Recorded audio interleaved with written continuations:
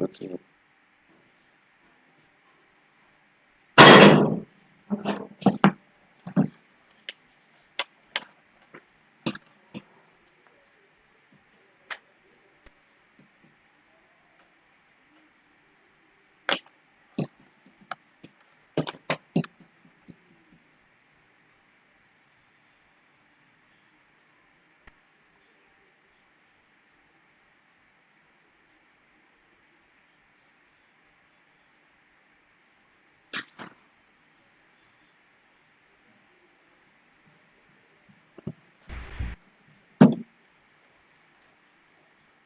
ಇವಾಗ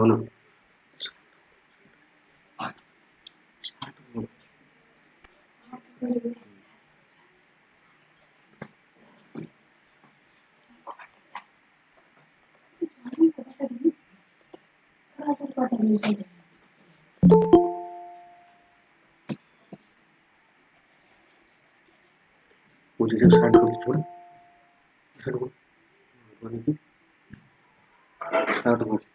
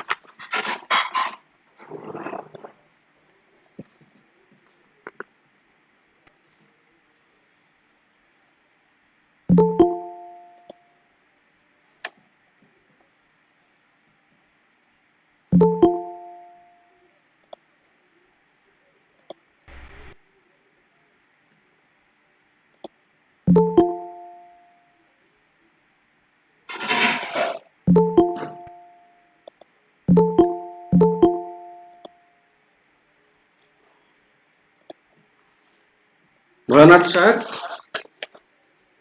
hello. Bholenath sir, please unmute yourself, sir. You have been muted, sir. Sir, has principal joined or not?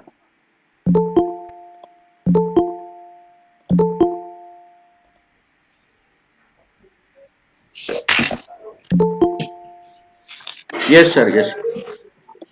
Okay, sir. I can. Okay, sir. I can see, sir. Okay, that's a fabulous lesson.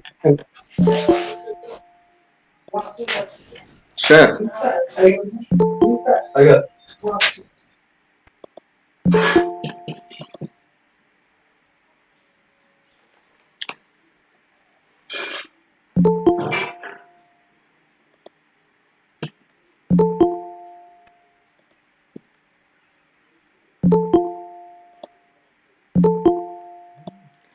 Malik sir, Bhattrai sir will join 15 minutes later. He just informed me. So, shall we proceed? Yes, you start it. We are getting delayed. Okay, sir. Okay.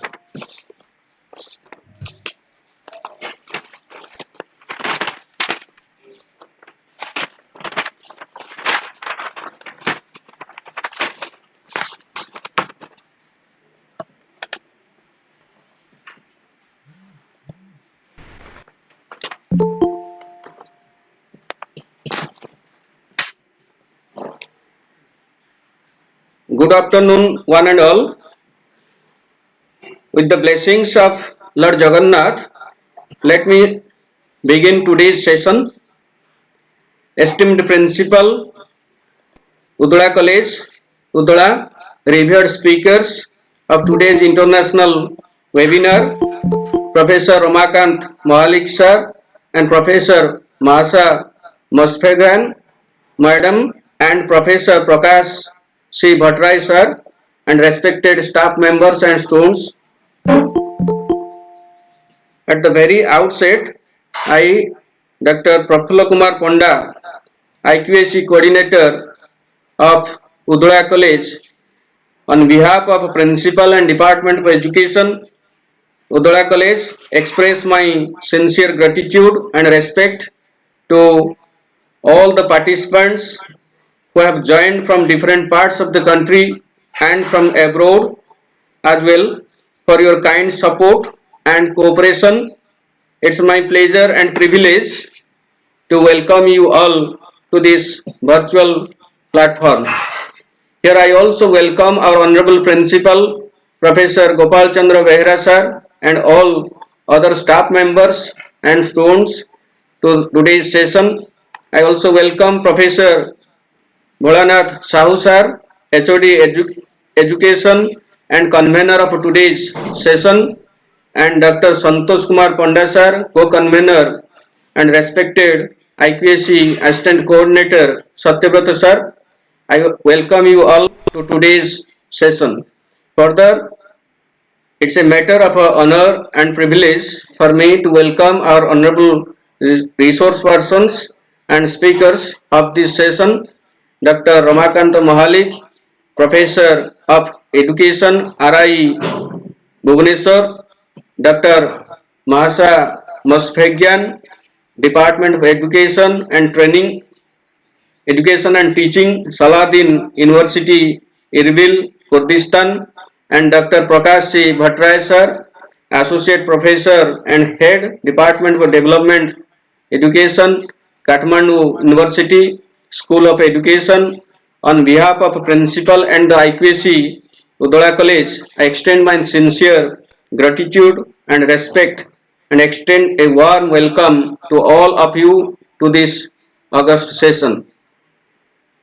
Let us keep our fingers crossed that our distinguished speakers' deliberation will be a fruitful and enlightening one on this topic, education for 21st century skills, prospects for school and higher education, and from which we can have some useful takeaways. Now, as per our agenda, I would like to request our Honorable Principal, Professor Gopal Chandra Behra sir, to keep his presidential address. Please, sir. Thank you, Panda sir. Good afternoon to one and all.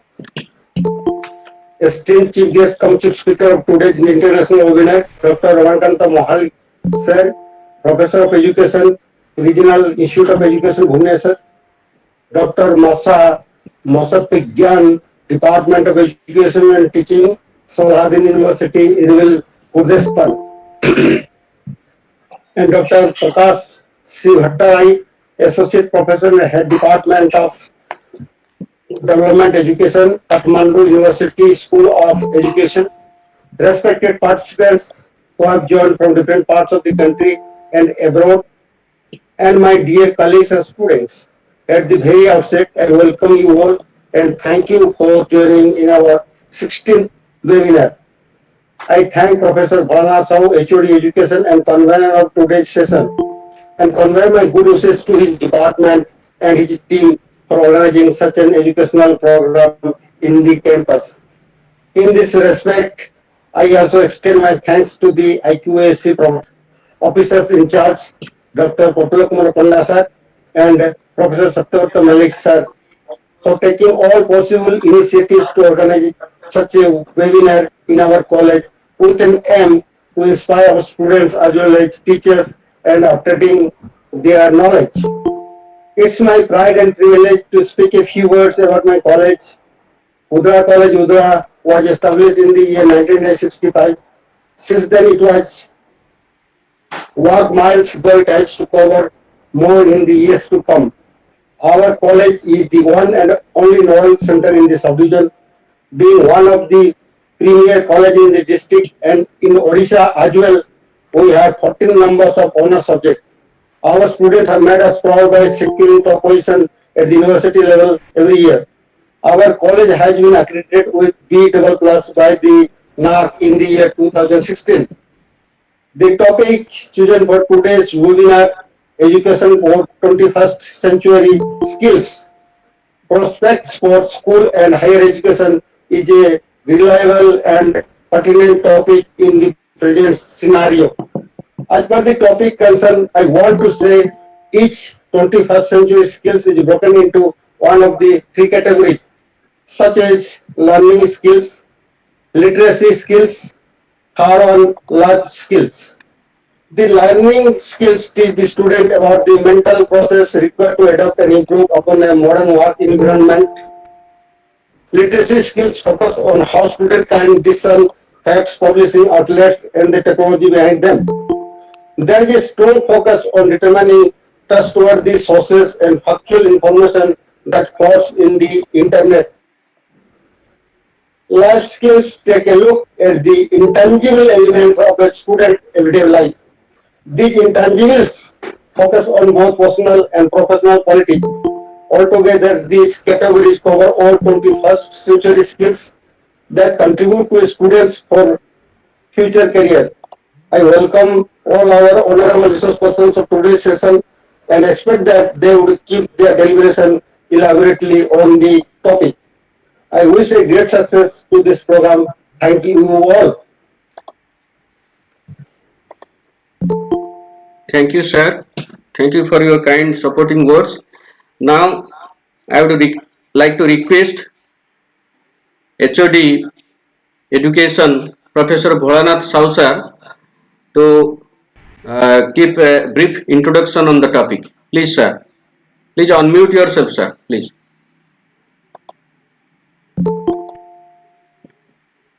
Sir, unmute, sir. Sir, unmute.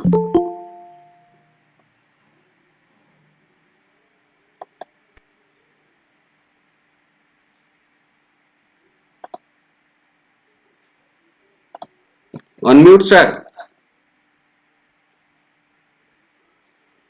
Bholanath, sir, please unmute. Hello. Sir, you have been muted, sir. Please, sir, unmute.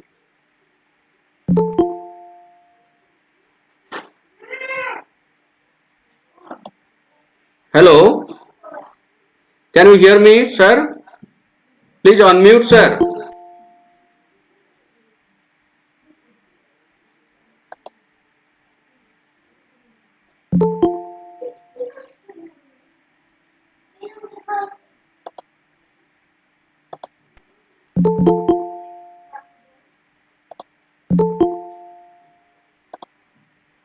Bholanath, sir, please unmute.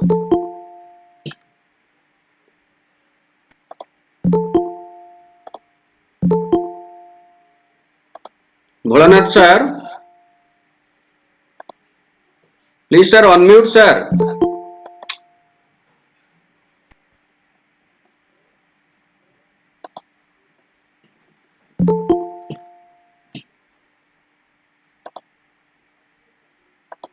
Bholanath, sir, please unmute.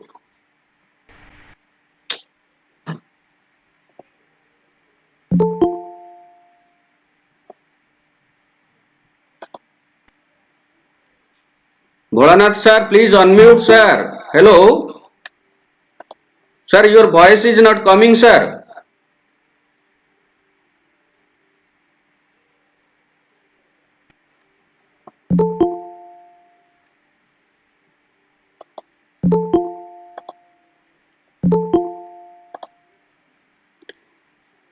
Hello, sir.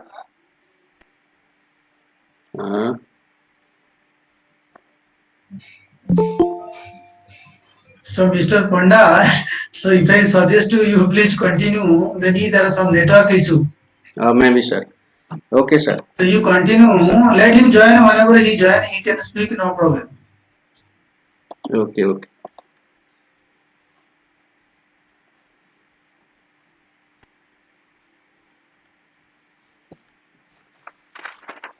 Now I would like to introduce our keynote speaker of today's session,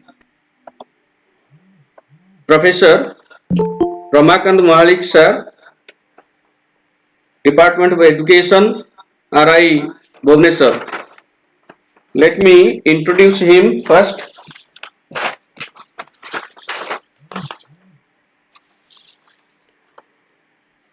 It's my honor and privilege to welcome and introduce our first resource person and keynote speaker of today's session to this August gathering. At present, Dr. Ramakant Mahalik is working as Professor of Education at Regional Institute of Education, Bhubaneswar, under NCRT, Government of India. Professor Mahalik has 17 years of UG and PG teaching and research experience, and the journey of which started in 2004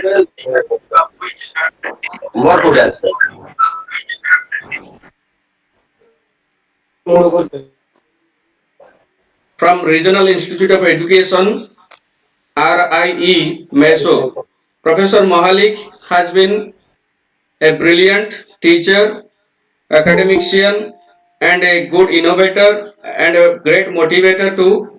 As a teacher and academician, he has published more than 70 research articles in national and international journals. He has delivered more than 60 extension lectures in different colleges and universities in India through online and offline mode. He has also delivered several keynote addresses in different state, national, and international conferences and webinars, and in NCRT TV portal too. Professor Malik has completed 6 major research projects funded by national funding agencies. Till date, 9 students have been awarded PhD under his supervision, and 8 number of scholars are now pursuing their PhD in education under his guidance.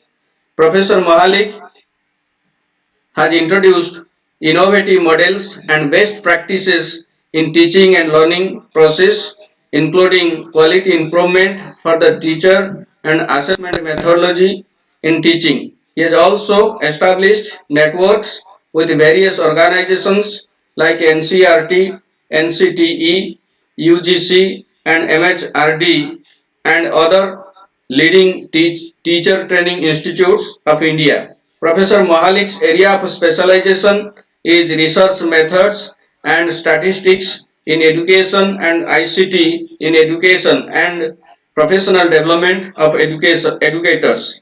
Sir, really, all the staff members of Udala College, Udala are immensely honored to get you as our keynote speaker for today's international webinar on the topic Education for 21st Century Skills, Prospects for School and Higher Education.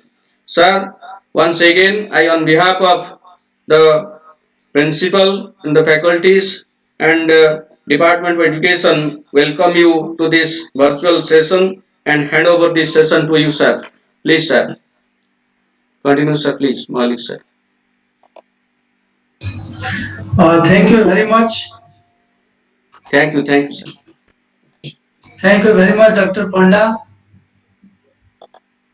At the outset, At the outset, I convey my sincere thanks to the authorities of Udala College, Udala, for inviting me to this seminar, rather to this webinar.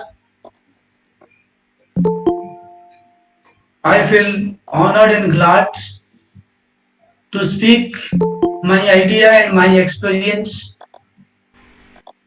on education for 21st century skills.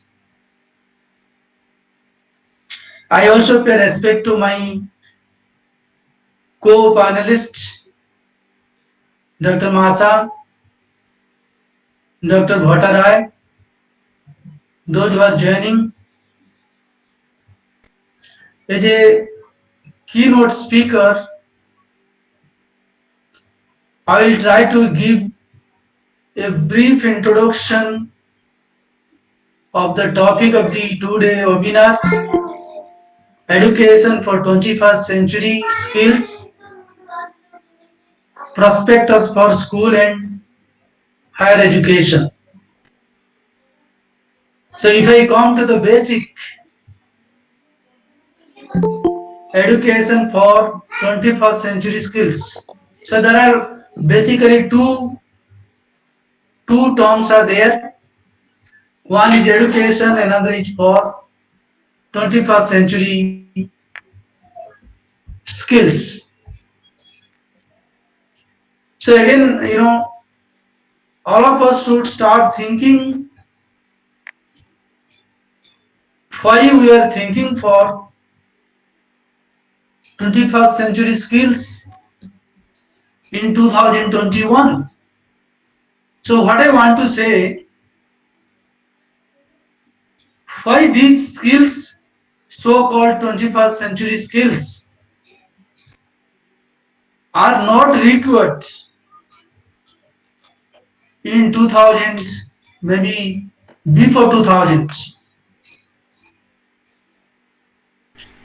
So in this context, I would like to inform you that education is closely related with the society. Social development, changes in the characteristics of the society, the lifestyle of the people, the technological advancements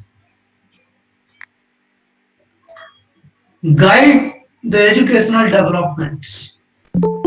So I mean education and social change or social development are closely related. The skills that we are thinking at present is relevant, was not relevant maybe in the 30 years back or 20 years back. Why? Because these skills was not useful, was not relevant, was not required 40 years back or 20 years back. Especially when I say in India. But at present time, maybe in 2021, or I can say after 2000, due to rapid development of technology, rapid spread of urbanization, development of knowledge economy, globalization, I can say the influence of economic liberalization, the free market system, and especially the internationalization has forced us to think of a new set of skills that nowadays we are talking about 21st century skills. So what I mean to say,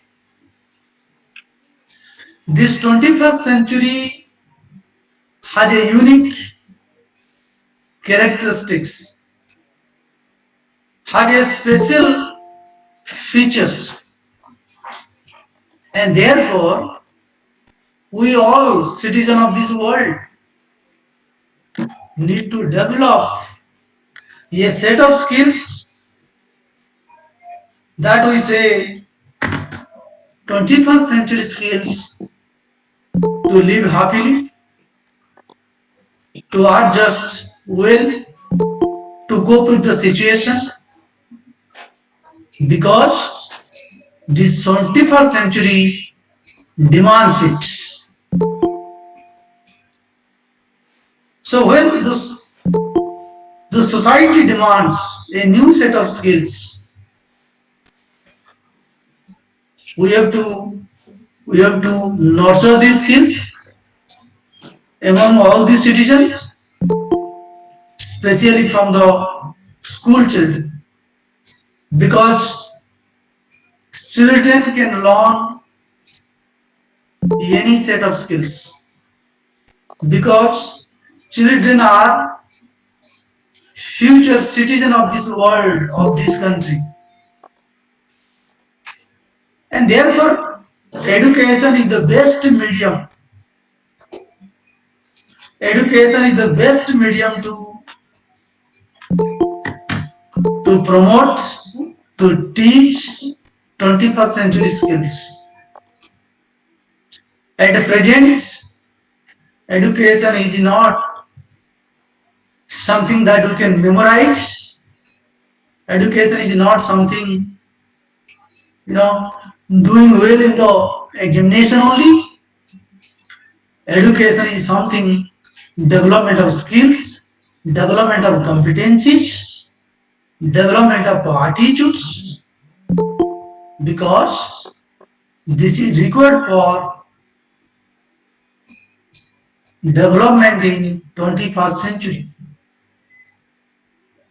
So in this context, 21st century skills are being emphasized, being stressed in the entire world. I think in education,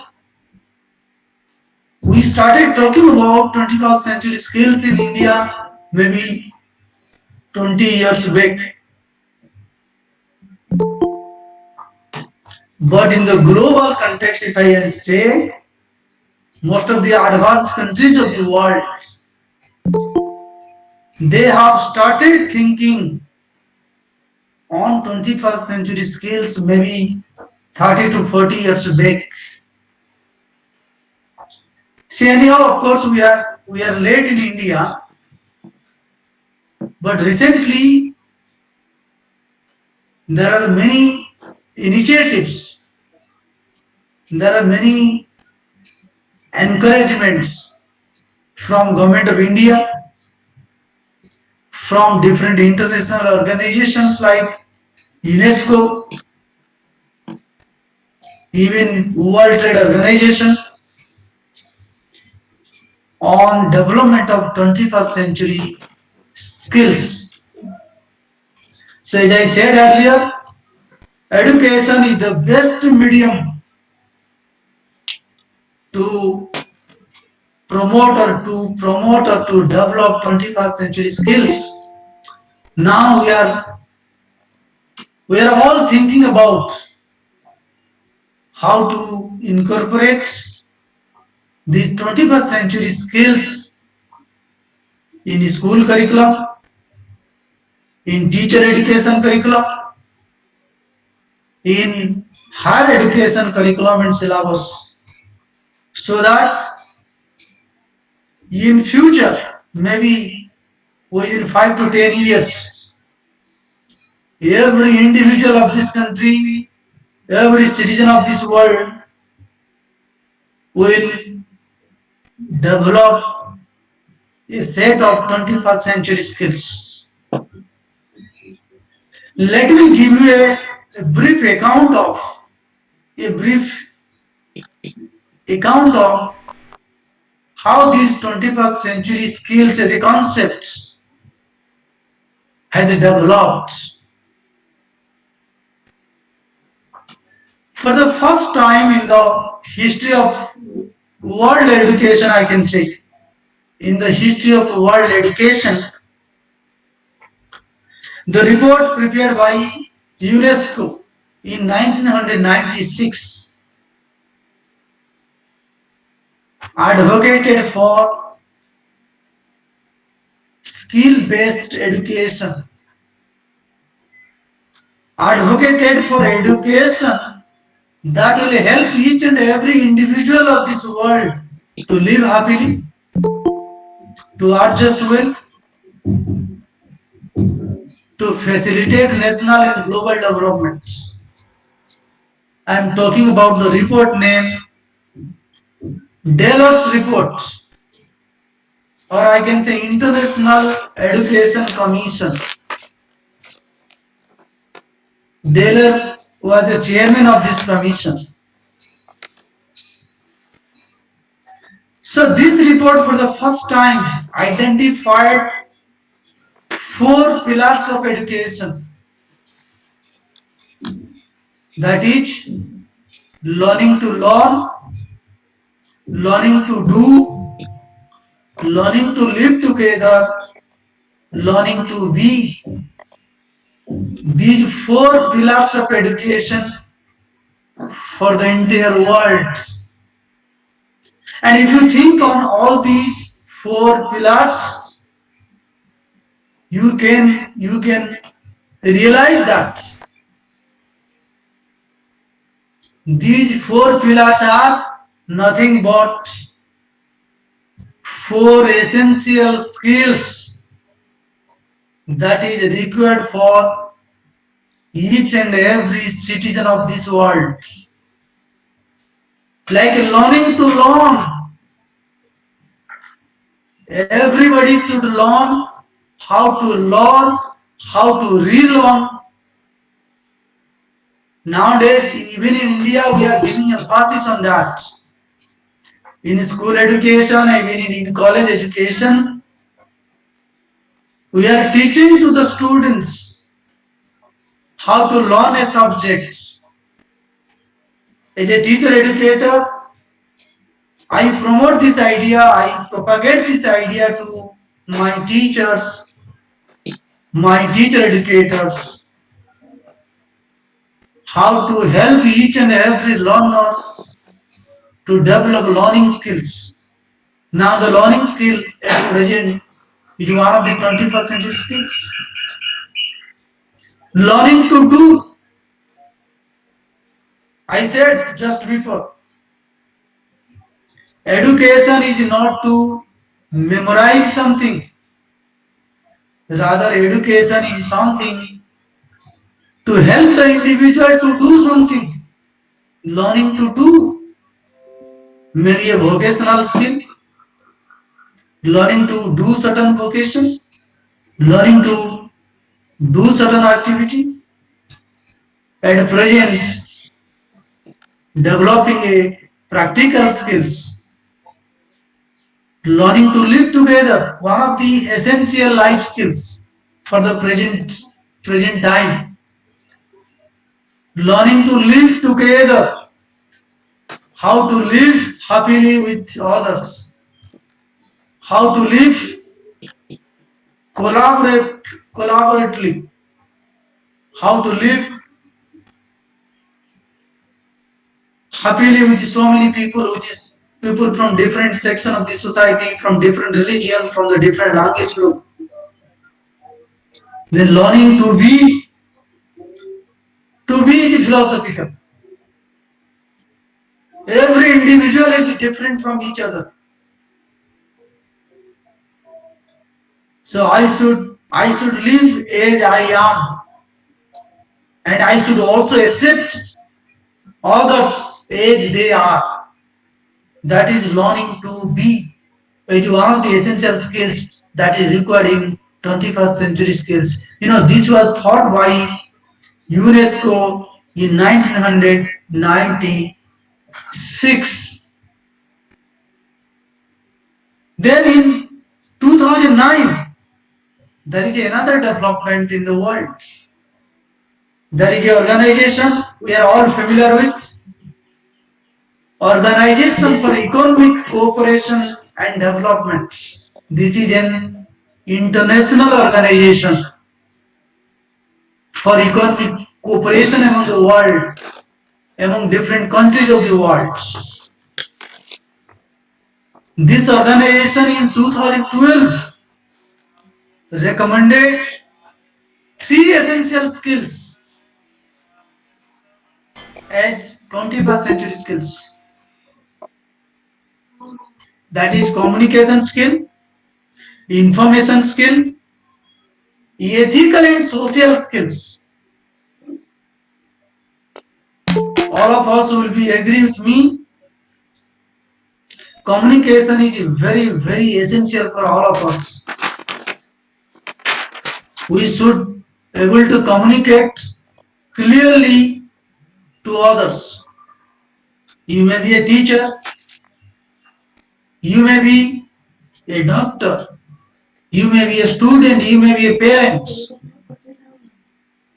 For everybody, communication is essential and important. And it is very important in the 21st century. Everywhere you go to attending an interview for any kind of job, the communication skill is required. You go for attending any kind of interview for getting admission into some course, communication is important. The information skill, I think during this corona, this skill becomes very important now. How to acquire information, how to validate information, how to use information that is plentifully available on online sources is one of the essential skill for the 21st century. This is required for each and everybody, those who are living in this world. And this becomes very essential due to technological advancement, due to development of mobile technology. And the last point is ethical and social. Ethics is the heart of our personality. And we expect as educationists, we expect everybody should develop the ethical power and social capacity. Two are very essential to coexist in this society. Even in your family, if you want to exist, if you want to adjust well, you need ethics, you need social capacity to live it. So, in the world, there is a University of Melbourne in 2012. University of Melbourne in 2012 has taken one project. The name of the project is Assessment and Teaching for 21st Century Skills. Assessment and Teaching for 21st Century Skills. This project also recommended 4 essential 21st century skills. That is ways of thinking, ways of working, tools for working, and living in the world. 4 essential life skills or 21st century skills recommended by University of Melbourne. And finally, I am talking about in the world context. Finally, a few set of skills.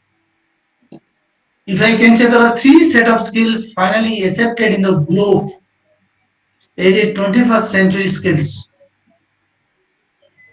These 3 are: number 1, learning and innovation skills. Number 2, digital literacy. Number 3, life and career skills. Each area, like learning and innovation skills, it includes many soft skills. Digital literacy, it includes many soft skills. Similarly, life skills and career skills includes many soft skills. Even your principal sir was also talking about learning and innovation is one of the 21st century skills. So under learning and innovation,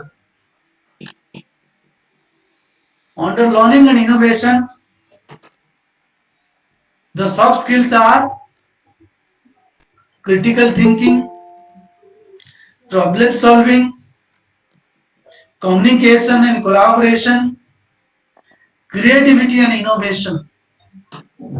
These are learning and innovation skills. And these skills are essential in 21st century skills if you want to become an effective learner. In fact, in the 21st century, we propagate the idea of lifelong learning. We propagate the idea of a community of learning, or we want to propagate a continuous learning. For continuous learning, for life of learning, you need the skills related to learning and innovation. In 21st century, education is not only to memorize a subject, rather education is something to create something new. Education is something to solve the problems that is arising in the society. It may be in your village, it may be in your state, it may be at the national and international level. Now we want the educated person who can have innovative and creative mind to solve the problems of the present day society.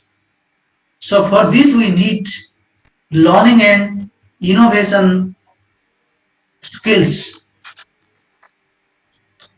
And the second aspect of 21st century skills is digital literacy.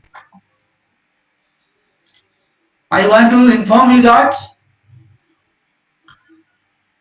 the child, those who are born after 2000, they are called as digital natives. So what is digital native? Or why they are called as digital native? Because they will learn technology like mobile, working with the laptop, working with the camera, as they learn their mother tongue. So we learn our mother tongue without going to the school. Even somebody has never gone to school, he or she have developed the mother tongue, the competency and skills in mother tongue. The same way the children, those who are born after 2000, they learn the use of technology. So how we learn computer? We learn computer by visiting a computer center or doing a course in computer. But our daughters, our sons, they will learn these digital devices on their own. The way they learn mother tongue, the same way they learn the digital technology. And therefore we say they are digital native. And this digital native has a different set of mind, or I can say they have a different characteristics. They have a different learning style. Of course, they learn many things that is presented in graphic form, in game form, and in video or audio form. So for them, even many of the children, for them we need a digital literacy to to satisfy the needs of this digital native, to satisfy the needs of the digital native, we all teachers, all educators should develop digital literacy. And therefore, digital literacy is one of the 21st century skills. Even as a parent, I should develop digital literacy skill. Because without digital literacy, I will be considered as a illiterate. Now the concept of literacy has been changed. So earlier when I said literacy, the person who knows reading and writing. But now the concept of literacy has been changed now. Along with reading and writing, use of technology is part of literacy now. Now we want to suggest each and every citizen of this country must develop the digital skills, that is information literacy, the media literacy, ICT literacy. Everybody should be able to operate digital devices, should do the minimum things, that is required for a common citizen, for a lay person. And the third group of 21st century skills, life and career skills. I think this is heart of all our skills, or this is heart of our personality. The life skills is very, very important. Life skill is very, very important for all of us. Life is required to live successfully in the society. Similarly, to support our life, we need career skills. Nowadays, people are talking about employability skill, the skills that is required to get an appointment, to get some kind of job. Employability skill. Now the research is going on. What are the different skills that can be categorized under employability skill? So life and career skills both are important, because without these skills you cannot live a successful life, you cannot fit into a job or a vocation or any kind of profession. So these three broad categories of 21st century skills, learning and innovation skill, digital literacy, career and life skills, are essential for all of us. And therefore, realizing the importance of this, CBSE, the Central Board of Secondary Education, who manage the examination of all the CBSE affiliated schools in 2020, recommended a set of skills as a part of 21st century skill, and which are being taught in all the CBSE affiliated schools. If I talk about school education, CBSE has taken a initiative to promote 21st century skills among school-going students, school-going children. The skills, when I read all these skills,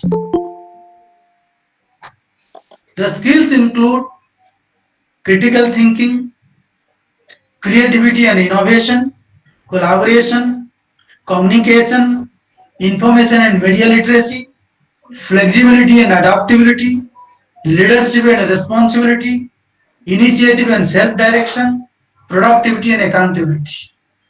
So these are the set of skills prescribed by or recommended by CBSE to be implemented in the CBSE affiliated schools of this country, which can develop the 21st century skills among the children. And similarly, the National Education Policy 2020 has also recommended a set of skills that is required for 21st century citizens. I can say they also prescribed or recommended a set of skills. Many things, if you compare with the recommendation of the CBSE and the recommendation of the National Education Policy 2020, you will find many things common. Because 21st century skills are same in India as it is in elsewhere in the world. You cannot say that 21st century skills are different in India than Afghanistan or USA, because these are the skills that is required to live happily in the 21st century society. But taking the changes in the 21st century society, NAP has suggested same thing like critical thinking, problem solving. Nowadays, critical thinking is very, very important for all of us, even for a layman or a common citizen. Critical thinking is very, very essential. They have recommended development of scientific temper as a skill. We should not believe anything blindly. We should not accept anything as it is without evidence, without critical thinking. So therefore, scientific temper is emphasized in the school and higher education. Evidence-based thinking. We have to think based on the evidence. I said creativity and innovativeness also recommended by the National Education Policy. Sense of aesthetics. With the National Education Policy want to develop the aesthetic capacity of each and every student, maybe school and college. Therefore, in 21st century skills, they have included a sense of aesthetics. There is aesthetics in when you do science. There is aesthetic when you do arts. Art. There is aesthetic when you. What I want to say, aesthetic is available across the subjects, across the different fields. So we have to develop a sense of aesthetics so that each and every student or citizen of this country can feel a sense of aesthetics, whatever work, whatever profession, whatever subject they study. Some of the new aspect that is added, coding and computational thinking. National Education Policy has given coding and computational thinking, recently added by National Education Policy to be as a 21st century skills. So because the future will be dominated by the technology, and the technology mostly work in the world of computing and coding. And finally, one of the very, very important skill that was recommended by National Education Policy 2020 in India, that is citizenship skills and sustainable development thinking. Sustainable thinking, two things. Citizenship, they want to develop a global citizenship.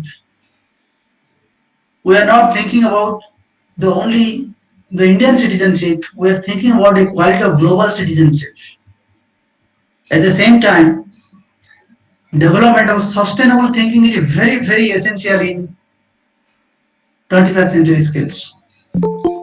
Because nowadays everywhere we are giving emphasis on sustainable development, save the environment, and therefore we have to we have to develop the sustainable thinking through our curriculum, through our school activities, through our teaching learning process. And finally, what I want to say, this set of 21st century skills are essential for all of us. You may be young man or a woman, you may be old man and woman, or you may be school going children, but these skills are highly essential for all of us. If you want to live this, if you want to live successfully in this society, you need to develop, you need to master all these 21st century, all these 21st century skills.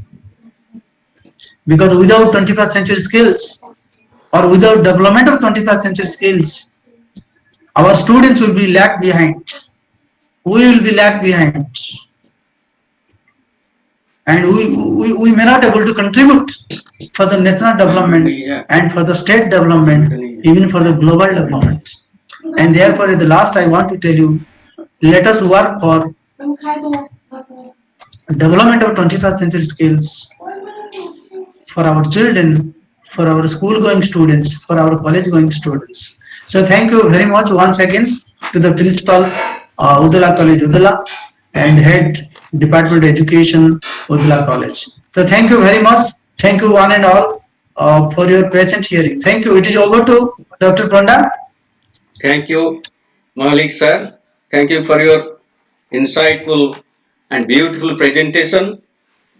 Within a short time, you have unleashed a number of requisite skills that are required for our children to cope up with the 21st century global arena.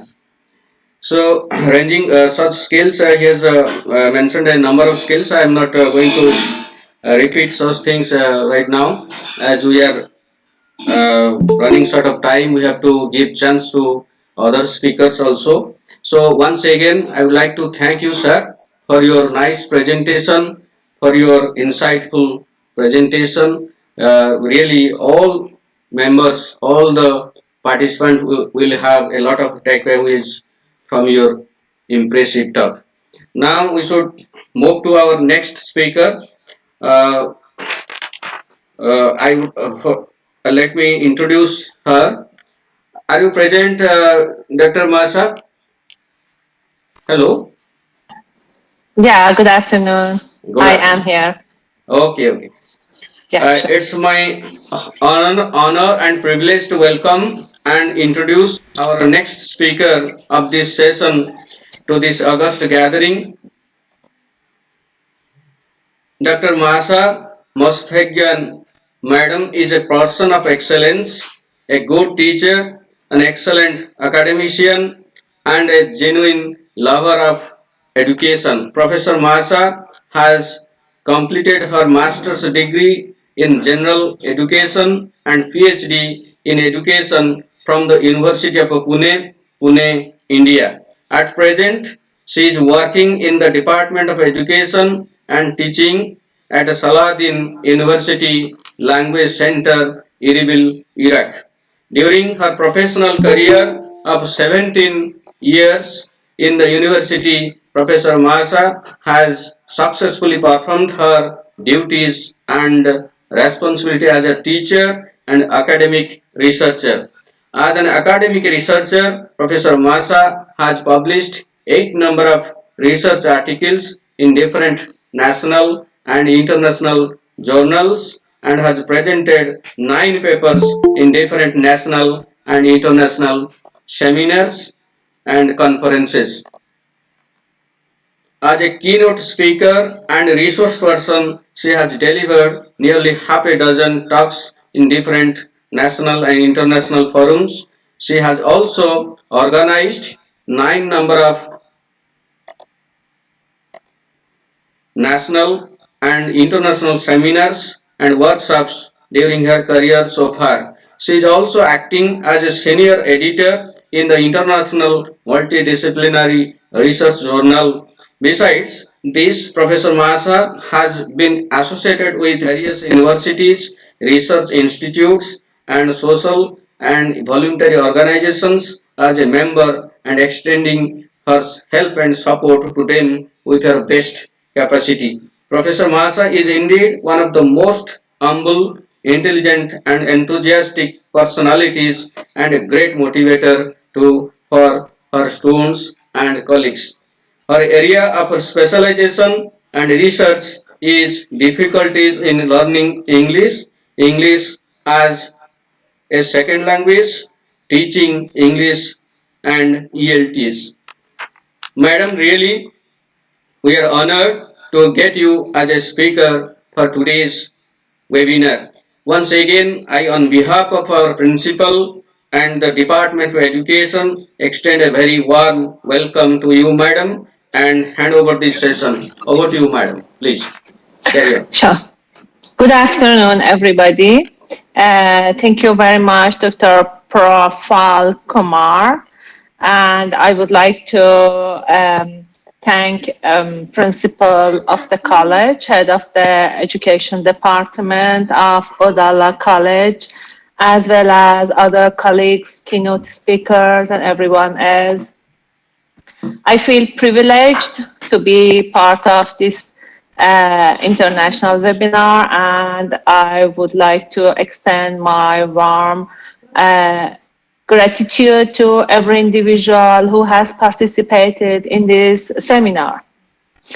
Well, thank you very much, Professor, I'm not sure if I am able to remember it well, Ramakant, for a very useful keynote addressing. It was useful. I highly appreciate it. I continue with the integrating 21st century skills in education in Kurdistan region where I teach.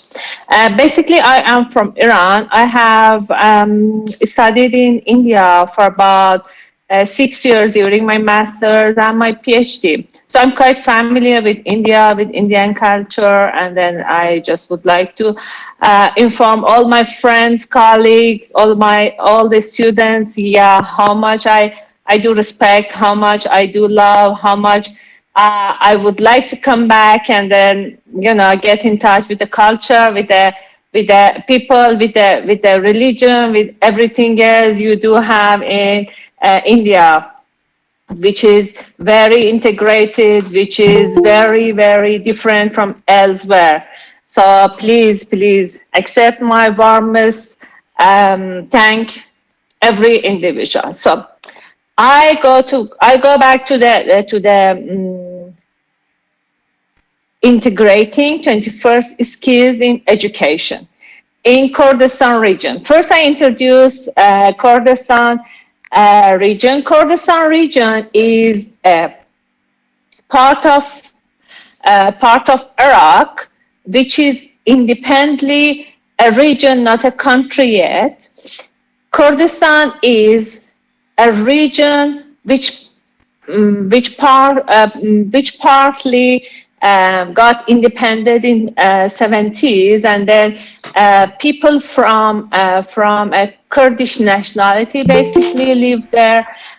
It is geocultural territory from Western Asia, where mostly Kurdish people are living there. I mean, the majority of population are Kurdish, with the Kurdish culture, with the Kurdish language, and then they are nationality identified as a Kurdish people, and they have historically been based there since long. Yeah. So geographically, this Kurdistan roughly includes north and west of Zagros Mountains. And then they have their flags, they have their national anthem, they have their independent government, they have their parliament, and their capital city, which is called Erbil, and their university, which is called Salahuddin University. I teach there. Well, this is about Kurdistan, and that is about me. So I go back to the education now. How education would be in 21st century and how integrated would be in 21st century. The term of 21st century is very integral. Educational thinking and planning for future.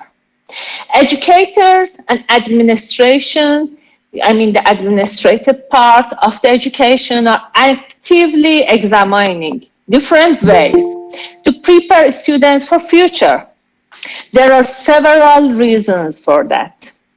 Many studies have shown that the traditional way of teaching, which was memorizing things for learning, is not useful anymore. Teacher-centered classes are not working anymore. Students would like to attend the classes which are mostly student-centered. The reason being, according to the studies, they got to know, they have realized, they have understood that student-centered classrooms are much more efficient. Students are able to learn and remember things. But then traditional ways of teaching, which is mostly teacher-based learning, which teacher comes, teaches, and then ask the students to memorize things and come and sit for traditional exams, are not useful anymore in today's education.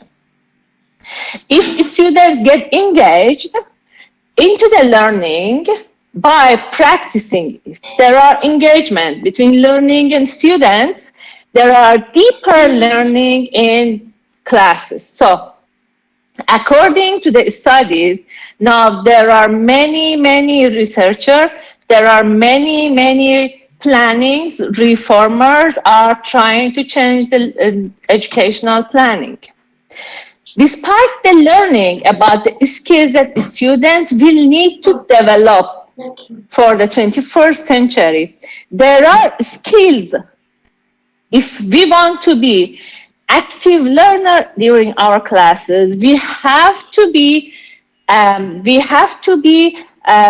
skillful. Our students must be skillful.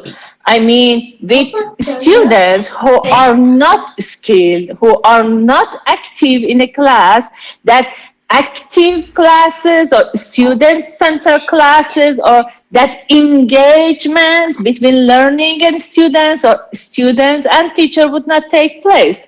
So we need to teach our students how to be skillful, or we have to teach them the skills. Now, here teachers are having different roles. There has been major shift in educational learning goals even in today's life. From the time COVID-19 took place and pandemic started globally, we have started teaching online.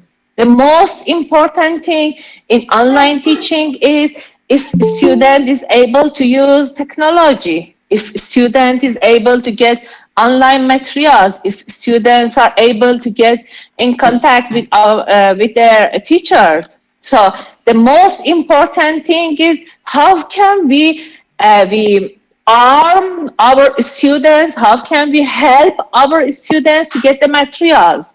So we are already witnessing the major shift in educational learning goals. So things are changing. Students should not, it is not must come to the class, sit down in the classes, listen to the teacher. As a teacher come, teachers are coming into the classes, they are writing on a blackboard or whiteboard, or they are teaching something in a PowerPoint presentation, and then they leave and then they give a bunch of materials to the learners, they go, they study and come back for exam. No, this is not the way today. We are witnessing many changes globally. And this year, we have witnessed many schools have changed their strategies for their teaching. So how can we help our students to be skillful? As the other colleague mentioned before me, there are many ways which we can help our learners. The first and very, very important skill is problem solving, which my colleague also mentioned about it, which we can teach our students how to be a good problem solving learners. I mean, not only in their education, not only in their only in their schools, but also in their life. They have to be smart. They must learn how to look for a different way to solve their problems. Another thing is they should be able to think critically. They should have different different ways to solve their problems and think critically. They should look at the problem from different aspects, critical thinking, and then they should be able to collaborate. They should. It's not, today's world is not for individual. They should be able to collaborate, and then the most important thing, which is essential, is they must be able to communicate. I mean, communication is to describe broadly as a learning domains.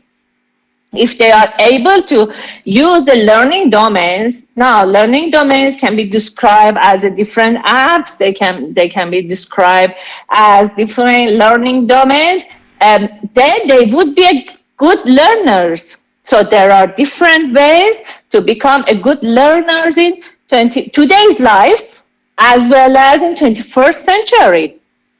So it would be problem solving, collaboration, critical thinking, and the most importantly, communication. Excuse me. Well, there are many issues regarding this, helping our students to become good learners for 21st century. The first issue would be the lack of understanding and knowledge of how 21st century skills can be taught. We will have some difficulties of understanding. We will have some lack of knowledge of understanding how this skills can be taught to the students. There are many schools, which I have also taught in one of my schools regarding some of these colleges. Like problem solving we teach, critical thinking we also teach. Communication,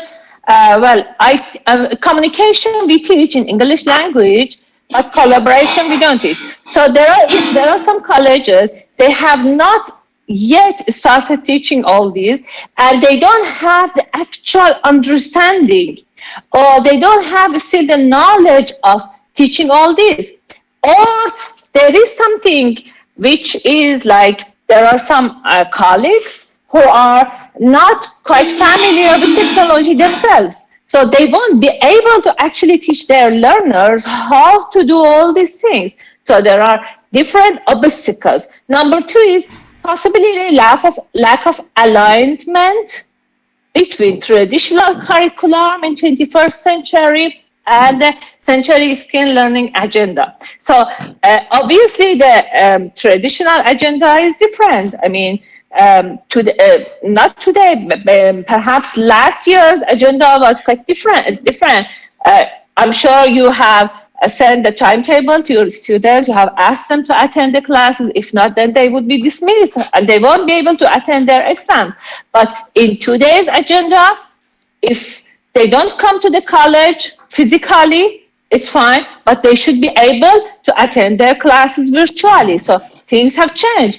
In 21st century, that would be much more. I mean, classes would be mostly virtual unless and until we ask our students to come to their practical classes.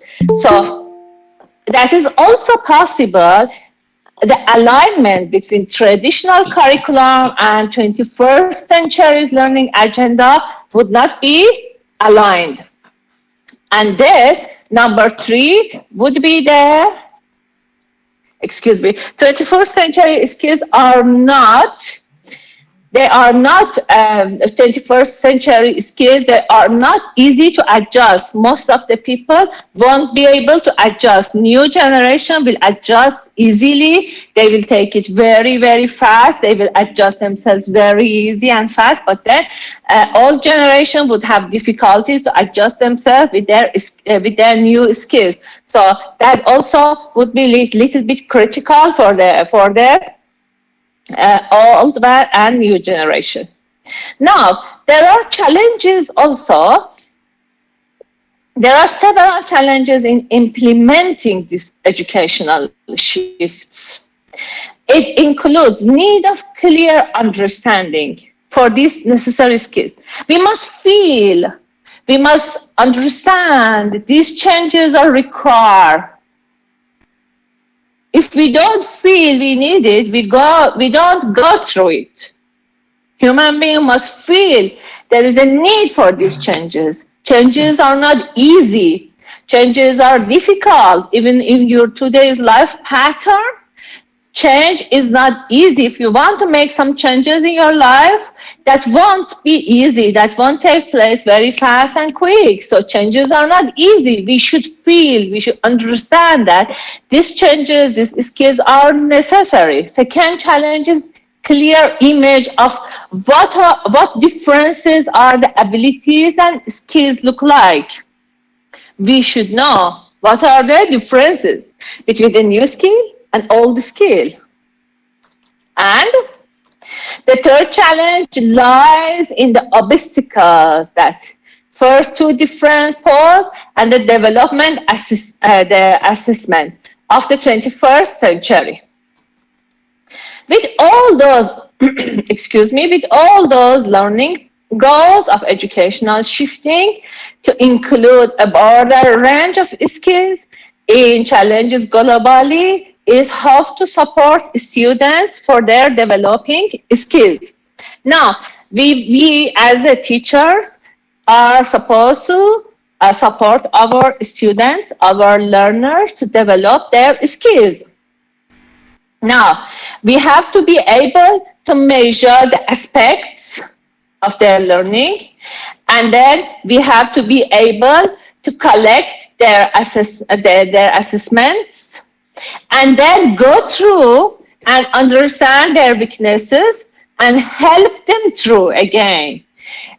When we say student-centered, we don't mean that teachers would not be the source of learning. No, teacher will still teach, but students will have different source of learning.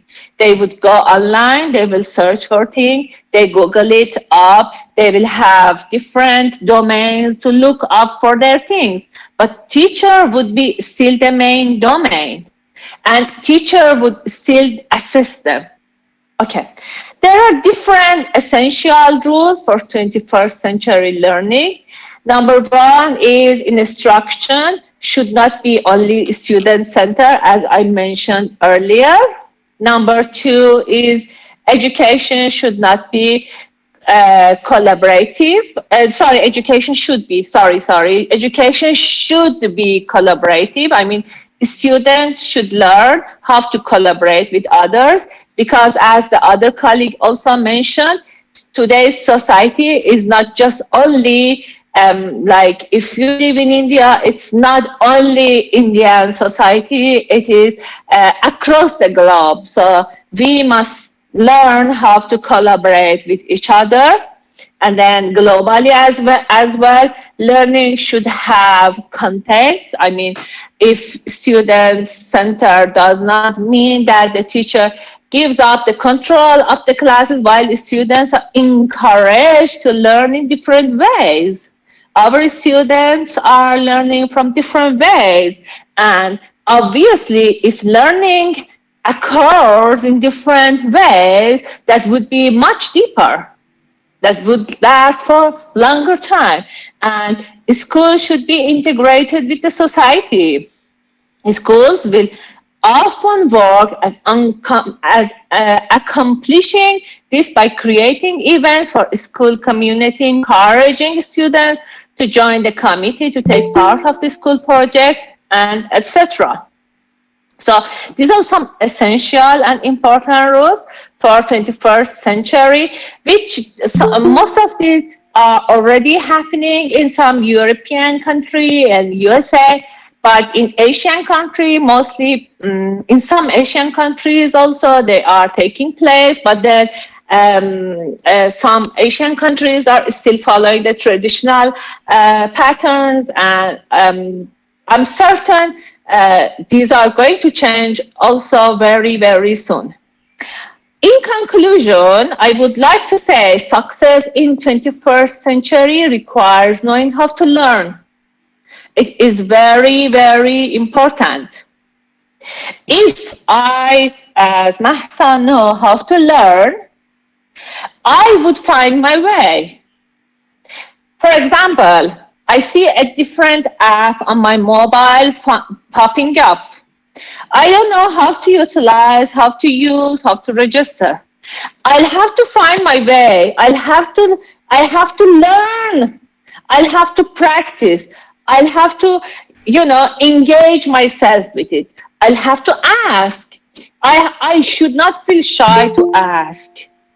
Or I'll look up. I'll check some YouTubes, or I'll go Facebook.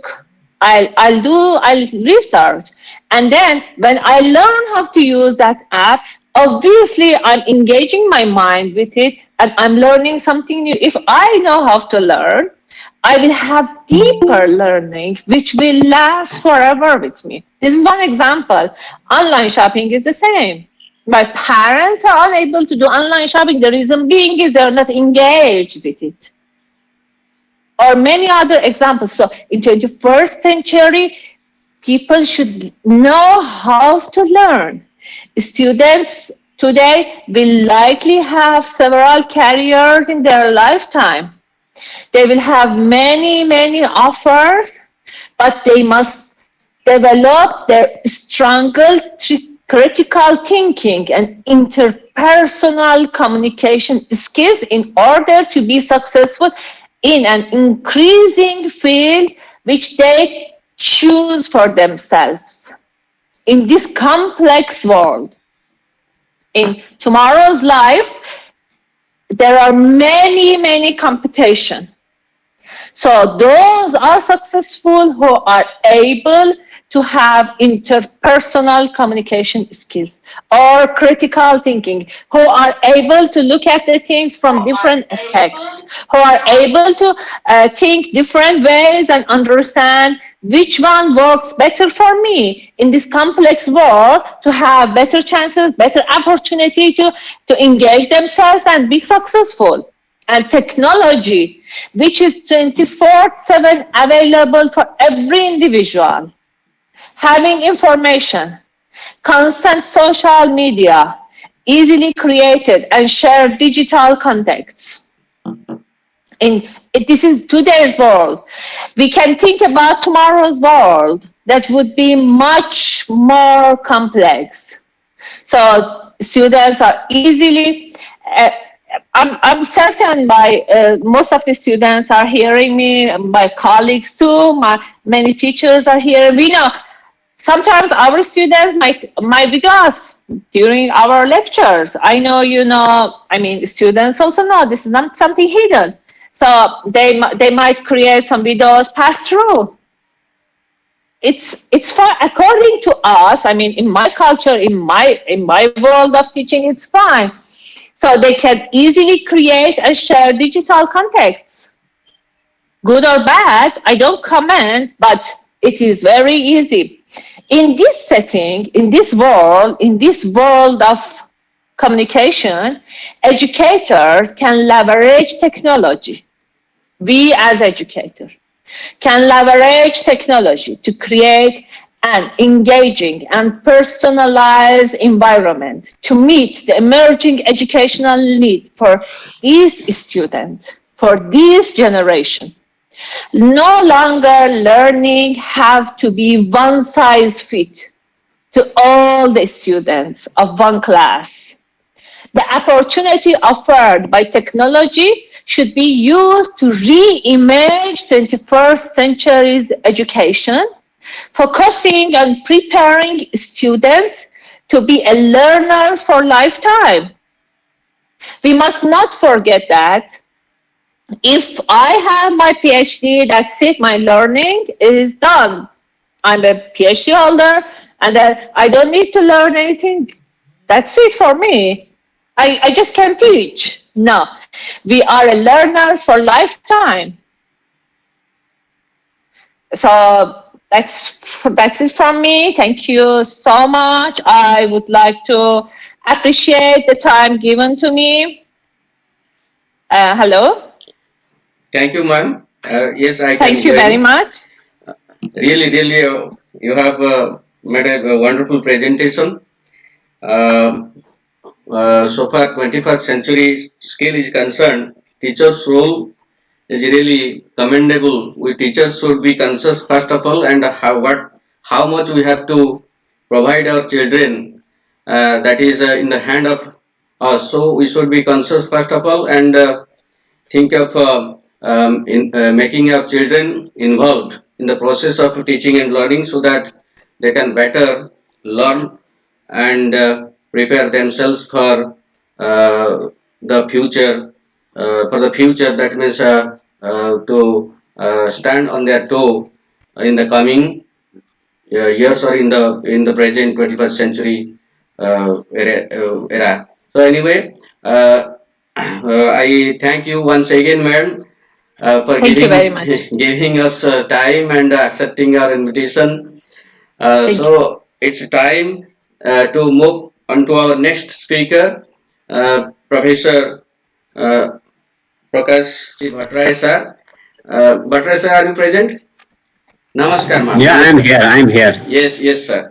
Now I would request our HOD Education, Professor Bholanath Sahu sir. Please introduce our next speaker, Professor Prakash Bhattrai. Bholanath Sahu sir, please unmute yourself, sir. Sir, unmute. Sir, touch on the screen. Sir, can you hear me? Just touch on the screen and unmute yourself.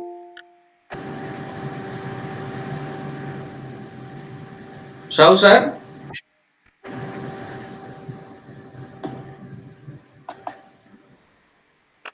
So I think some network issues there. So let me introduce our next speaker.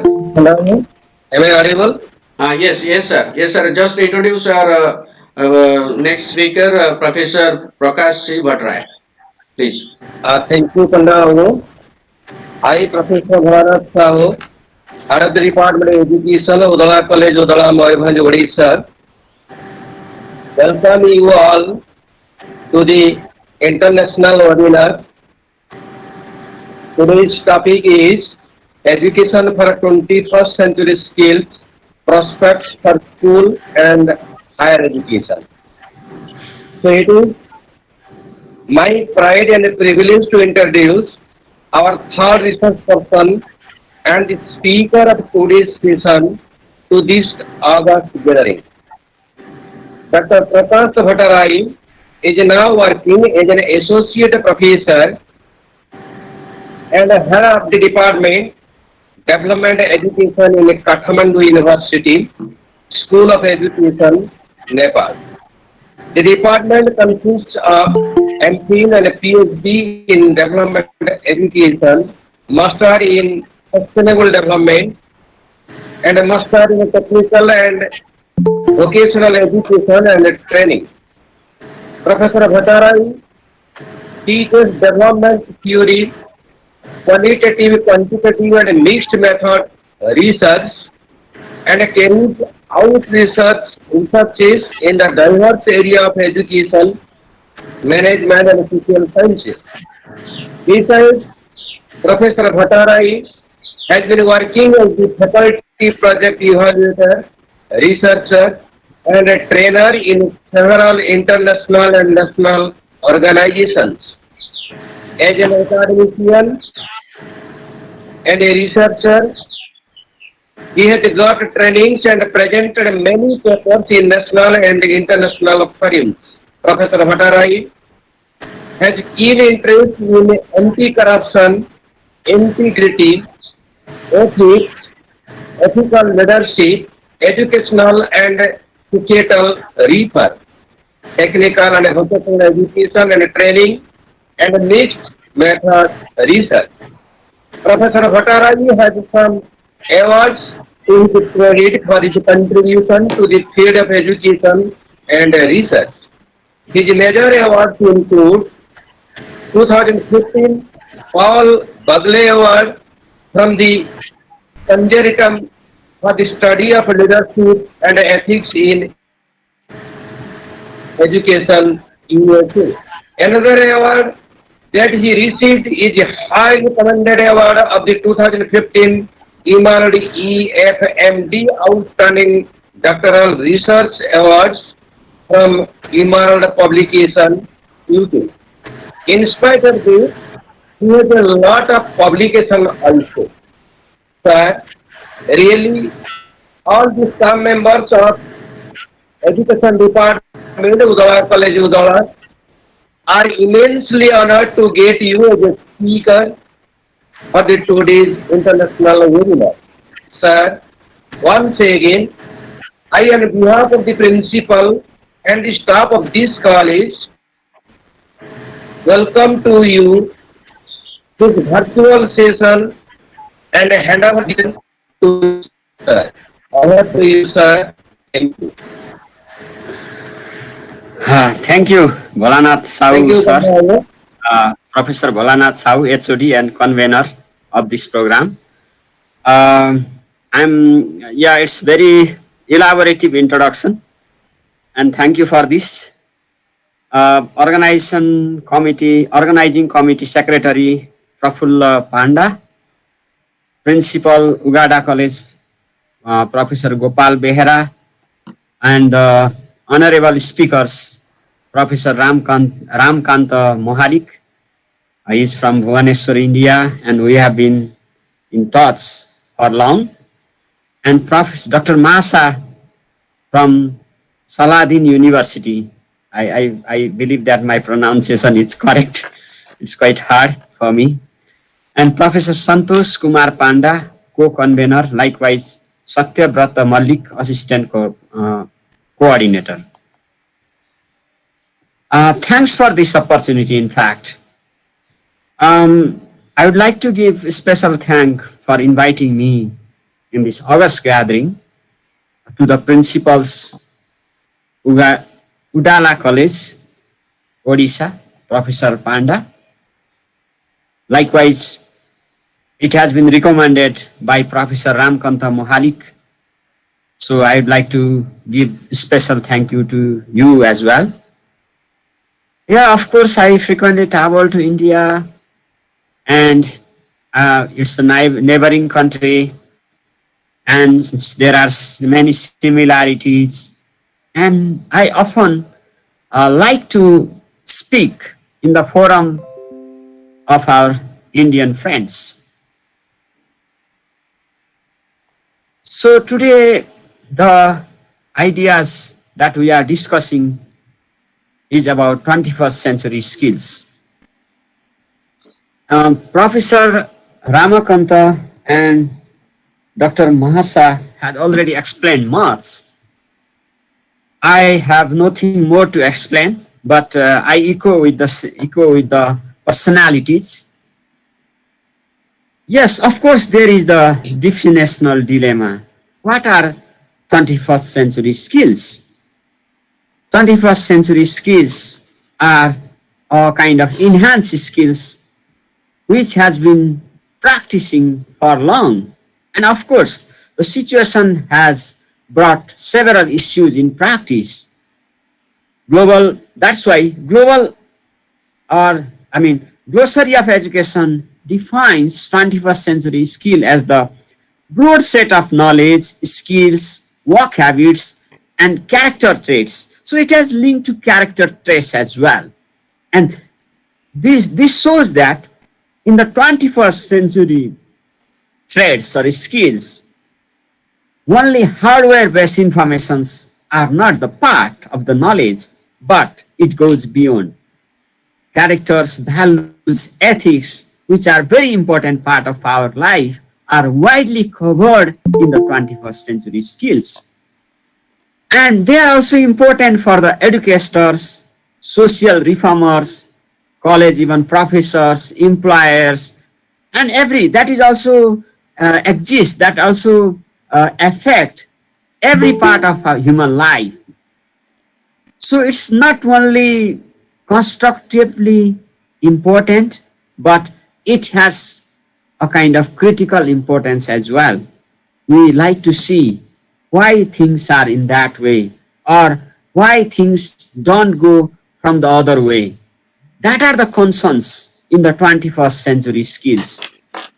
And these are very much important. They are very much required to enable our individuals about what challenges that we face, since the world is changing every day, and we have to live in this changing world. And it's the digitally world is transforming, and there is kind of collaboration.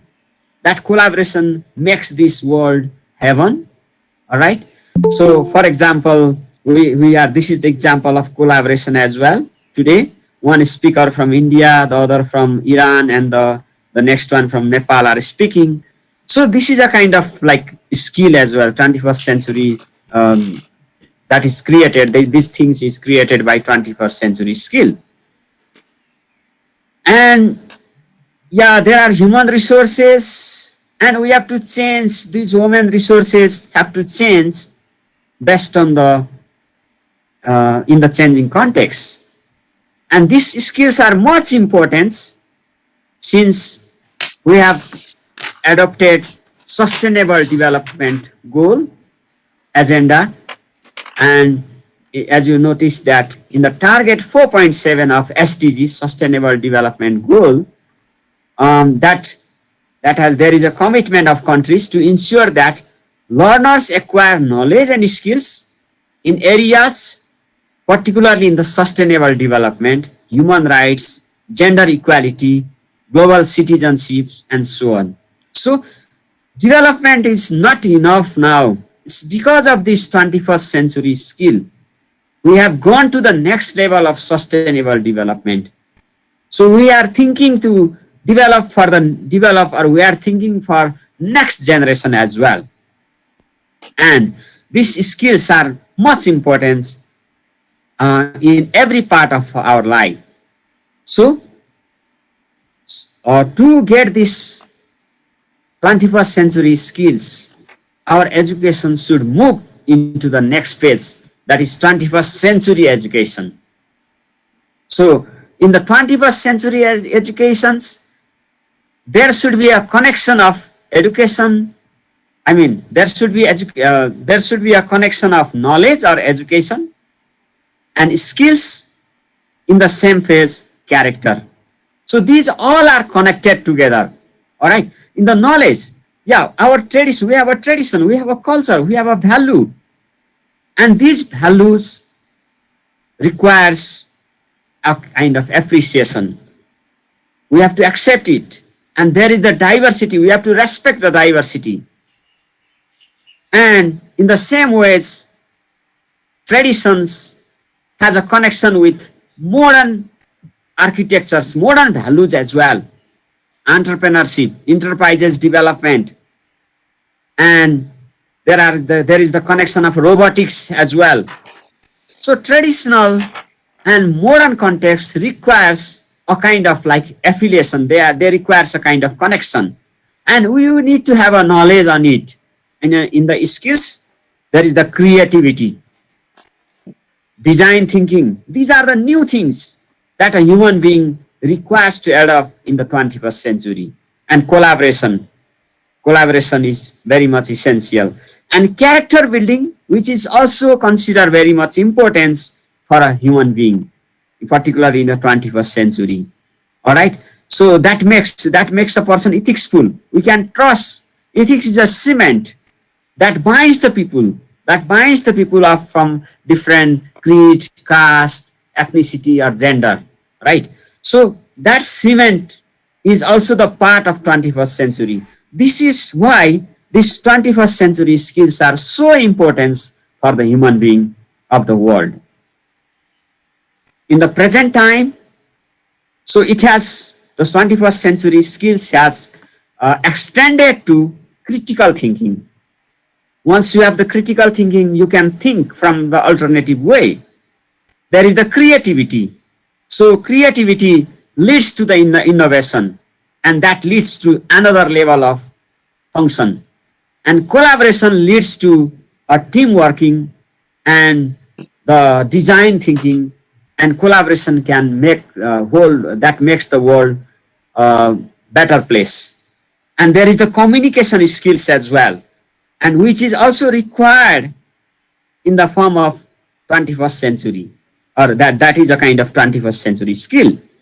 And when there is the communication, um, human beings centric knowledge is very much possible. One can communicate, one can give the idea to the others, and by this kind of like respect to diversity is also possible.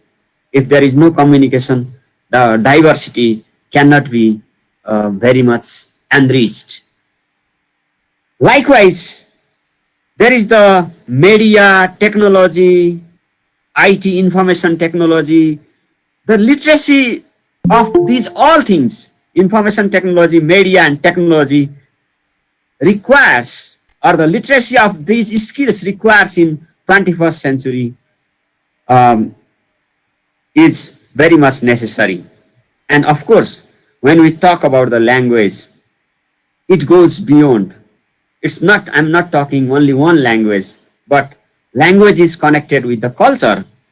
So we require to respect every culture, every language, and every values. And of course, there should be a common language, right? Of the English that we communicate to each other. Otherwise, it may be hard for us to communicate. So anyway, these are the 21st century skills. So in the life skills, we require to have flexibility. There should be ethical leadership, at what I say, which requires care. We have to care to all human beings, and there should be rules should work in the situation, and there should be criticality in the process of our thinking, and productivity. And moreover that, social skills are also very important in a way of our thinking. So this is not highlighted by some individuals who are here in this August gathering. As Professor Ramakanta presented, it has been explained in Delor's reports as well. Learning to know, learning to do, learning to live together, and learning to be as well. So these are the part. And WHO has also highlighted the life skills, such kind of life skills as the decision making and problem solving. These are life skills. These are the 21st century skills, and design thinking, creative thinking, and communication skills, self-awareness and empathy, which are very much important to today's world. Compassionate, integrity, these are also considered very good skills in the 21st century. And OECD also highlighted 21st century skills as the communications, informations, and ethical and social impact. So these are highlighted by OECD. Likewise, several such organizations has highlighted ATCS, UNESCO. In the UNESCO papers, they have published a book and presented that. So there are several 21st century skills. So learning to know, learning to do, learning to live. These are the part of our values, our cultures in the 21st century. So why it is important in education? since those professionals working in the education sector are role model of the society. And learning is complete and holistic only when a student is able to perform and fulfill their responsibilities and duties towards their own self, towards the schools and family, society, community, or overall nation. So, in that sense, embedding 21st century skills to them is very much essential. And they have a feelings of growth and development, and there can be a egoistic feeling as well, where 21st century skill can heal and convert them into a real human being needed for this 21st century. And these are very much pertinent for children with special needs so that they can develop their independence in their home, school, and where they live, that is community and society.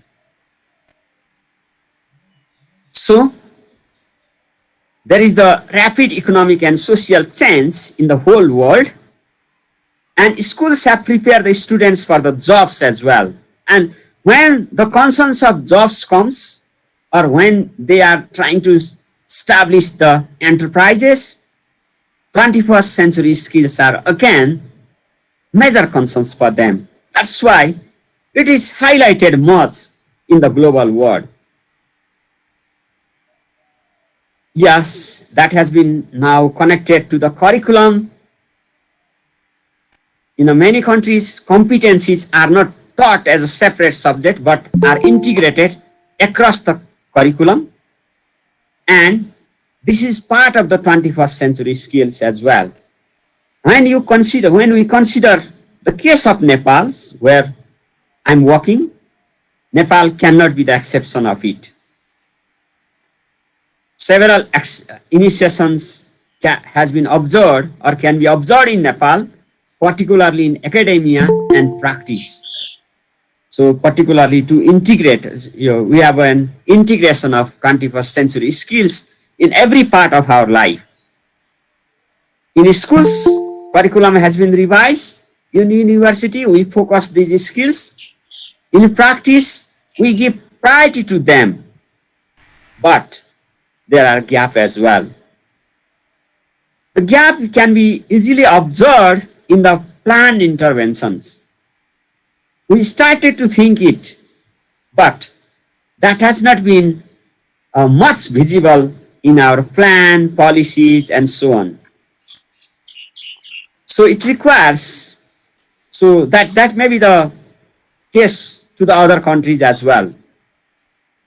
So that's why we can say that implementation of it can be far from the reality. So it is necessary that we require to move from rhetoric to reality. And there are other challenges with integrating 21st century skills in our every process in education and in other sectors as well, since we have a limited resources and crowded curricula where we have to focus for many individuals, and there is not capacity buildings on it for them. We implement it. Weak governments is the other problems which often hinders the change process, and 21st century skills.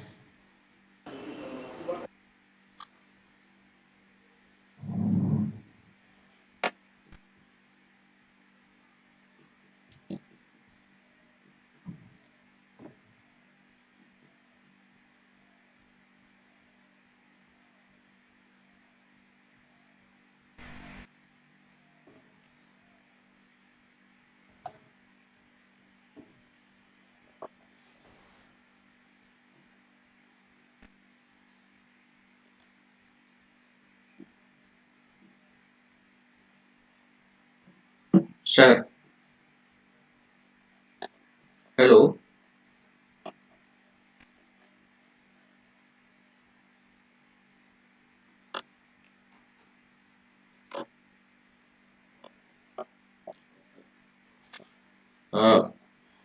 I think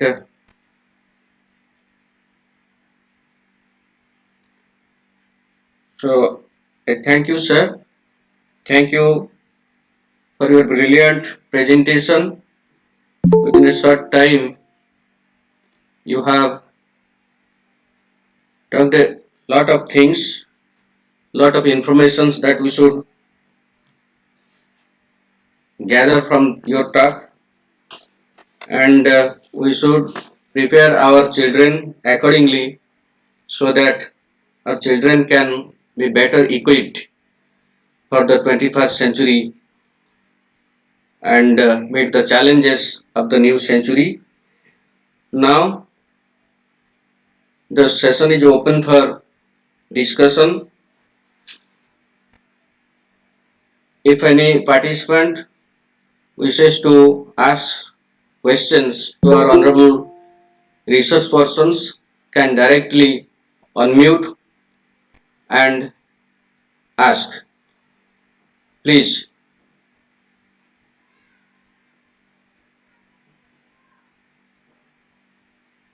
Dear participants, I request you again, if you have any queries, please unmute yourself and ask.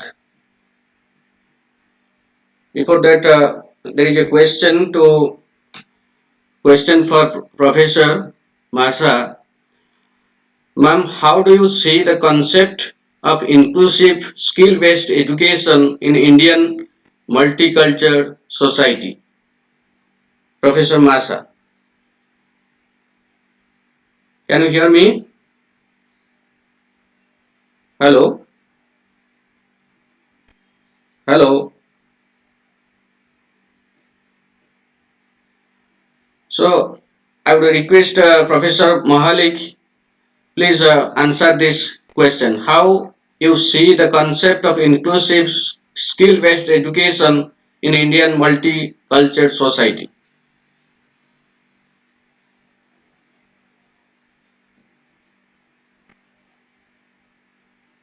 Am I audible, sir?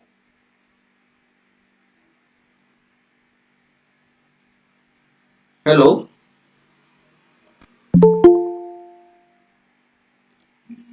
Professor Mahalik, am I audible?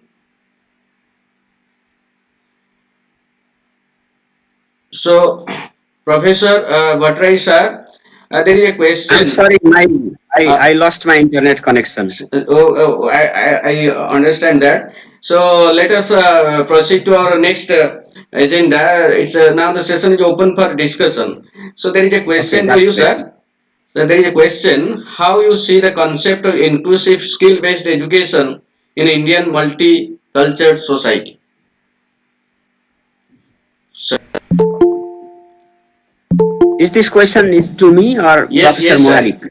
Professor Mahalik is not responding. I think some network issue is there. So if you please, you can please try. Okay, would you repeat your question, please? How you see the concept of inclusive skill-based education in Indian multicultural society?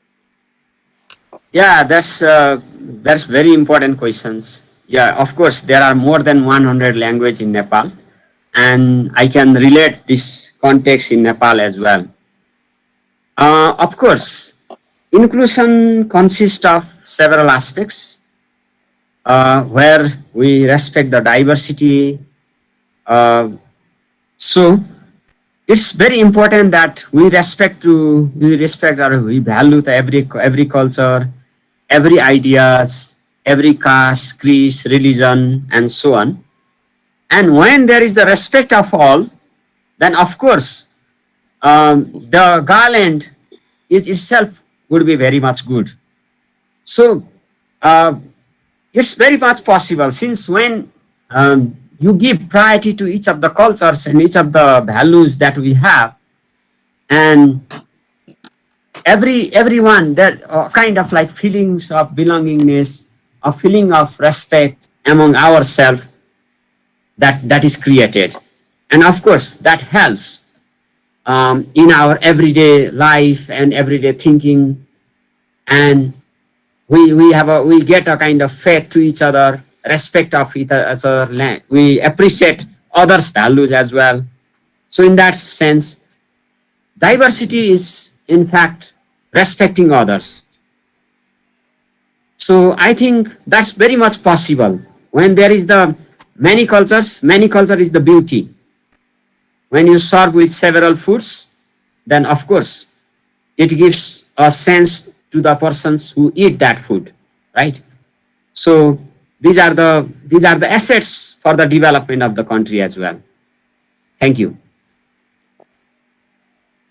Thank you, sir, for your nice answer. Another question is there. Professor Mahalik, can you hear me?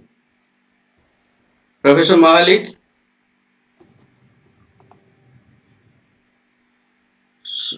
So, next question is, sir, in your view, which language dominates in 21st century for communication point of view? Only English or any other language? Please, sir. You answer, sir. Bhattrai, sir, please. Okay. So I don't think that there is the dominations, but we require a language so that we can communicate. It's not a matter of dominance or maybe discrimination and so on. When we have a language of communication, we feel very convenience. If we didn't speak English language, then this kind of session wouldn't be possible. So in that sense, there should be a respect of each of the language and cultures. So in 21st century, I don't know which language would dominate, but I can say that every language, every culture would get respect, and they are given equal value, right? And of course, there is a language of communication, and maybe in the course of language of communication, we require some other language as well, based on the context. For example, in India, Hindi language is one of the language which is often spoken every part of every state of India, or maybe in some state it is not spoken much, but there is a medium of communication. Hindi is understood by many people. Likewise, in Nepal, there are several languages, but Nepali language is commonly spoken. So, but this doesn't mean that Hindi in India or Nepali in India, Nepali in Nepal can dominate other languages. I don't think that this is the matter of domination. This is just for communication. Since if there is a language, then we feel easy to communicate. I think so. Maybe you don't like my opinion. You don't. I also respect your one viewpoint. Your viewpoint may be different. I must respect you. Since it's that's the diversity. That's the beauty of the human world. Okay. Thank you. Nice answer, sir. Another question is there. How ethical education be promoted to improve students' overall development? I think if Professor Masa is present, Professor Masa, can you hear me?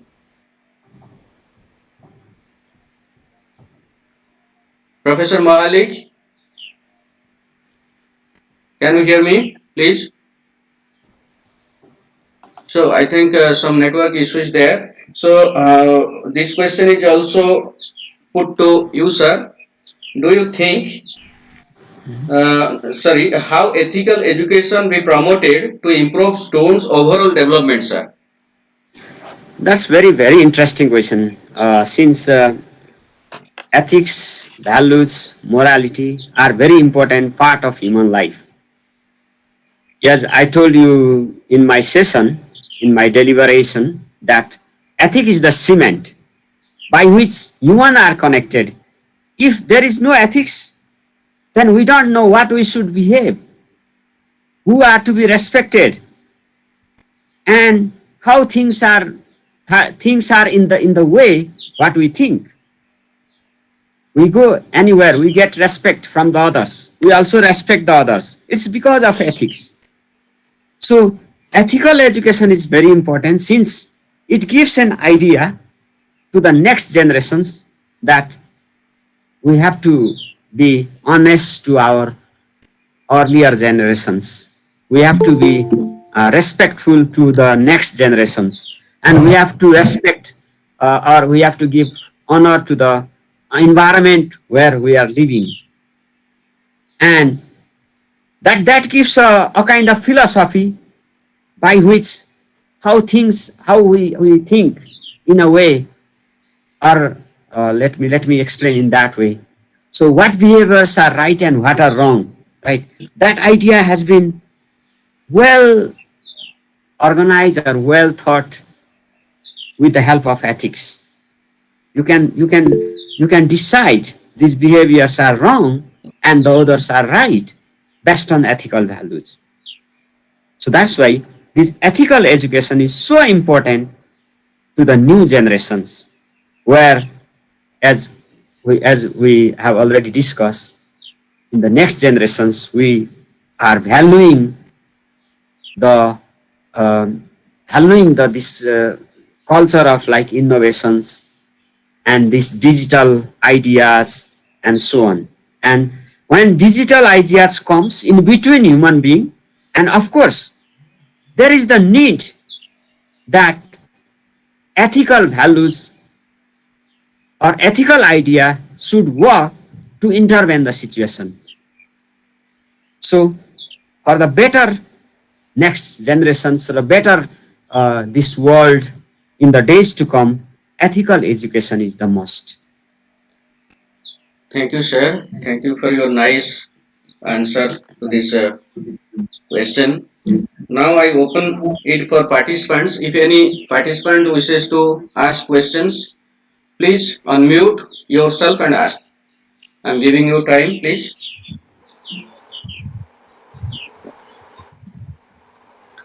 Thank you, sir. Okay, continue. Thank you, sir. My special gratitude to all the research person. All are so nice. So let me introduce first myself, Dr. Puspa Patra, Principal, LK College, Bangripusi, Head of the Department Education. Almost all the resource persons are so nice in their deliverance and so impressive and influencing their discussion and presentation. I think almost all the participants, including our students, will be very much enthusiastic and eagerly accept the things. Actually, what I want to present here, not the question, but sirs, kindly tell me, suggest me. I need a suggestion.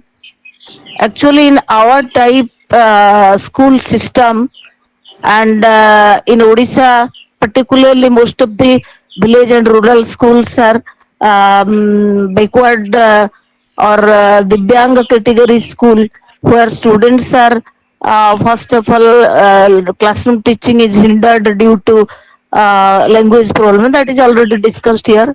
But suggest me, sir, what the actual practices can be adopted by we teachers inside classrooms, starting from primary to secondary level, in order to inculcate or evolve them this skill-based education. Please suggest, sir, certain suggestions so that we can practice it in actual classroom setting, please. So kind of you, sir. Thank you so Thank much you, for your Pushpa ma'am. presence. Okay, sir. Thank you, Pushpa ma'am. It's very good questions. Oh, yeah. Welcome, And sir. it's not only your concerns. That concern is for Nepal as well. We have many backward society. They are backward or not, but since to a level they are different than ours. Maybe we live in city, our context is different. But when we go there in a certain community, what we call them backward, then Yes, we yes. consider that the setting is quite different. They have the original setting. They have the most trust than those people who are living in city area. They value cultures, they value originality, they have a way of thinking quite different than us. but they have a strong trust among themselves. That's the beauty. Yeah. Yes, but Yes, sir. in terms of when the things comes on language, cultures, and values, again, there is the diversity. They respect each other, but in the meantime, we get confused. What kind of education, what kind of language deliberation is necessary over there? Yeah. That's the That is problem. the major concerns. Of course, there are many languages. Many languages are spoken over there. Maybe one is mother tongue, which is very much necessary since the language is also connected to culture. Language is a kind of asset. So language culture, when you like to preserve the culture, then language preservation of the language is also necessary. So their mother tongue should get the first priority, I believe so. But in Yes. the meantime, they require wider communication, right? So when they also require some kind of like language or exposure of language which is widely spoken. So I believe that my idea may be quite different than the others who are here who are participating here, but I believe on multi-language, multilingual teaching. Yes. MLT is quite essential to the persons over there, so that they can get the idea of their own culture. They start to respect their own culture, own values. In the meantime, their exposure to the language and culture of the wider world, and they develop a kind of diversity thinking, and they also value the others as well. So maybe Yes. in my one of the report I have written that, like, in a low grade, maybe kindergarten 1, 2, 3, maybe Yes. we start from mother tongue education, and later we can change into the multilingual education, so that they have familiar to wider context as well. And this is our practice in Nepal as well. Hmm. Yes. But that's actually problem, sir. A very acute problem, because most of the schools are not the teachers able who are attuned with such language or Yes, linguistic efficiency. That's a great problem, na? that's the issue. That's the issue, and Yeah. we have to think Yeah. why that can a kind of issue be solved, right? Yes. So that's the issue. Issue can be solved, but Yes, we require definitely. to think on it. Yes. When we agree on the multilingual education, then you get several such issues, right? Yes. So Okay. maybe uh, we have to think to solve those issues, such kind of concerns, for a better world. But don't you think, sir, it's a bottleneck to our 21st century skill education? Definitely, na, sir. There are some positive sides of it as well, Pushpa. Yes. There are positive sides. When you learn the cultures, local culture, local values, you start to think from that way. And whatever Yes. innovations are there, they are largely connected to local language, local values, and local cultures. So you can innovate something new with local culture, local context, and our one value. So in that sense, I think this is also beauty. This is not like a kind of worthless thing. It's the worthful. Yes, worthy, very much worthy. It's a worthy idea, worthy thing to them. Yes, sir. Thank you, sir. Okay, thank you so much, Thank Pushpa you ma'am. so much. Okay, sir. Welcome. Hello. Yes. Hello. Yes, sir. Ah, Continue. Hello, continue, sir. Hello. Good finished evening. Hello. Good evening to all of you. Uh, myself, Dr. Santosh Kumar Patra, reader and HOD, Department of Zoology, Ganjam College, Ganjam. And I congratulate to all the resource persons for their insightful presentation and the deliberation to us. And I had gone through all these. And during the COVID-19, the pandemic, that can be termed as the new normal situation. and the new normal situation now also going on. And in that situation, the digital learning was the one of the part and parcel of our society, because that move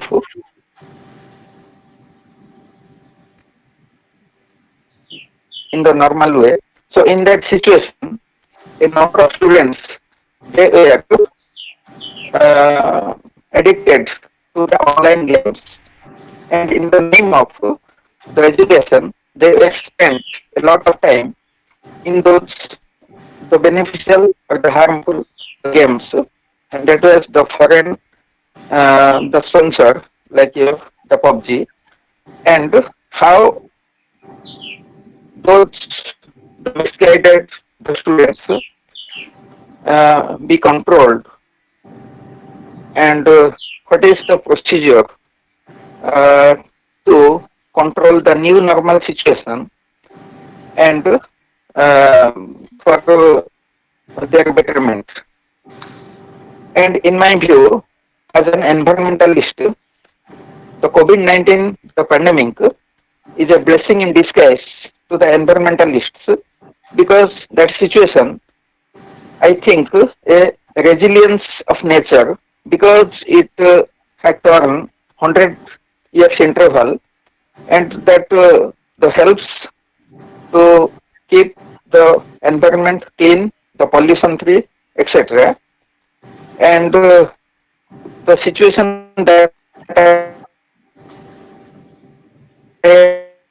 had those for the betterment of our society as well as the future generation students. My question is that. Okay, I hope the resource person will answer that. Thank you, Dr. Santosh. Thank you, sir. As far as I understood, since internet connection is, I don't know whether I have poor internet connection, you or you have, but anyway, I came to know that at this point, in this new normal situation, so we have like the students or childrens have an addiction of online game. Of course, there are some beneficial who can be benefited. Students or children have got much benefits from those online games as well. There are several games which can, some games are even played to develop their competency, and some are quite harmful.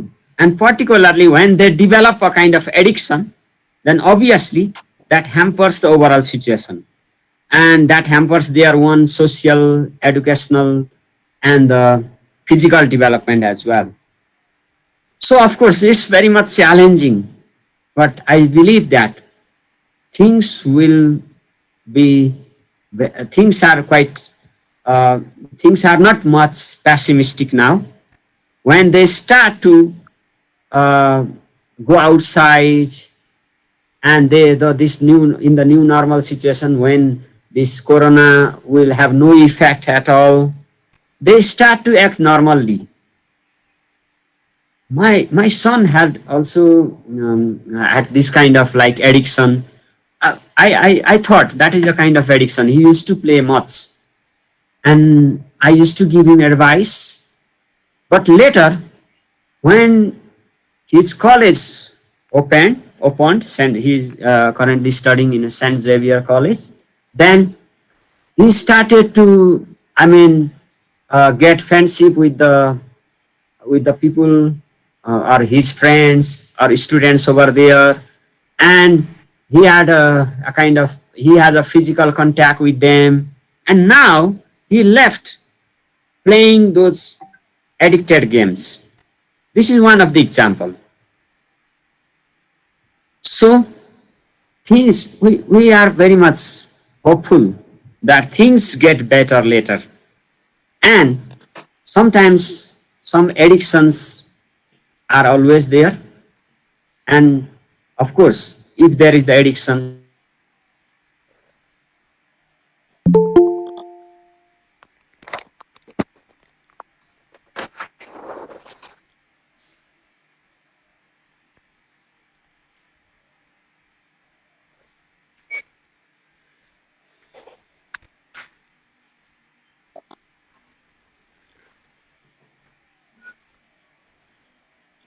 this kind of addictions. Now, Yeah, I have also very weak internet connection today. I don't know.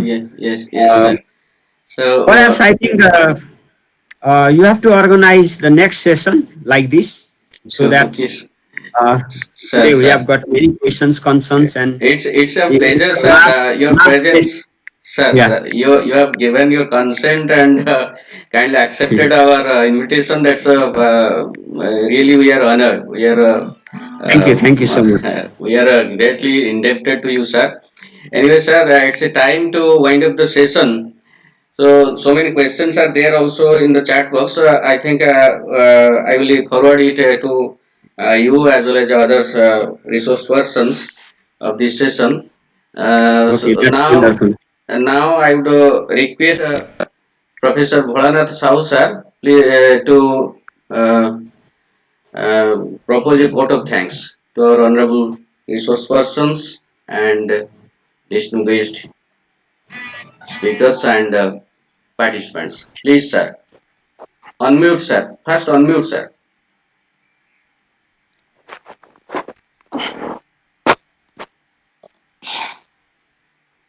Sir, unmute, sir. Bholanath, sir. Please. Just touch on the screen and unmute. Yes, Yes, sir. thank you, Pandavo. Yes. Thank you. Continue, Thank sir. you, Pandavo. A very good afternoon to everyone.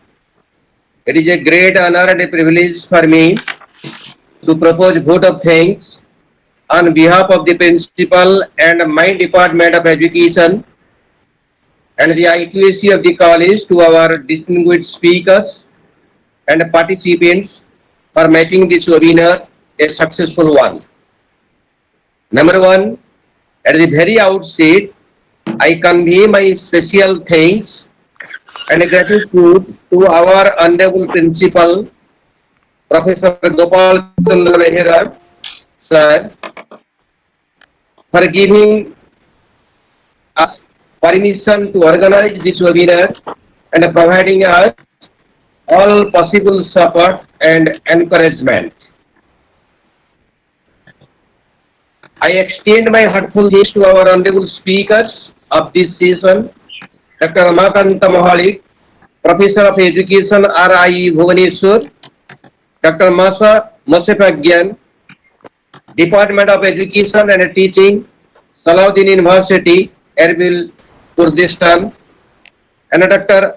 Prakash C. Bhattarai, Associate Professor and HOD, Department of Development Education, Kathmandu University, School of Education, for enlightening us with their vast knowledge and experience on the topic Education for 21st Century Skills, Prospects for School and Higher Education. Indeed, this was a very useful, impressive and successful session, and the same has been successful only because of your cooperation and efforts. Once again, I thank you, Professor Mohalik sir, Professor Bhattarai sir, and Professor Masa madam for giving us time from your busy schedule and being a part of this very occasion. I express my deepest sense of appreciation to my colleagues, Dr. S.K. Panda, for his support and cooperation.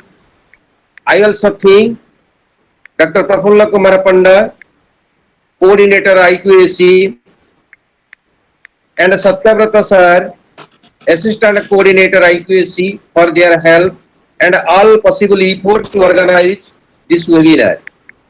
The Department of Education also thankful to all the participants, dignitaries, for accepting our invitation and extending their full support and patience throughout the session and making this webinar successful one. Last but not least, I appreciate and thank all teaching and non-teaching staff members of the college for their direct or support and cooperation in this effort. Once again, I thank everyone present here and making this webinar a great success. Thank you so much. Thank you. Thank you. Yes, over to Panda sir.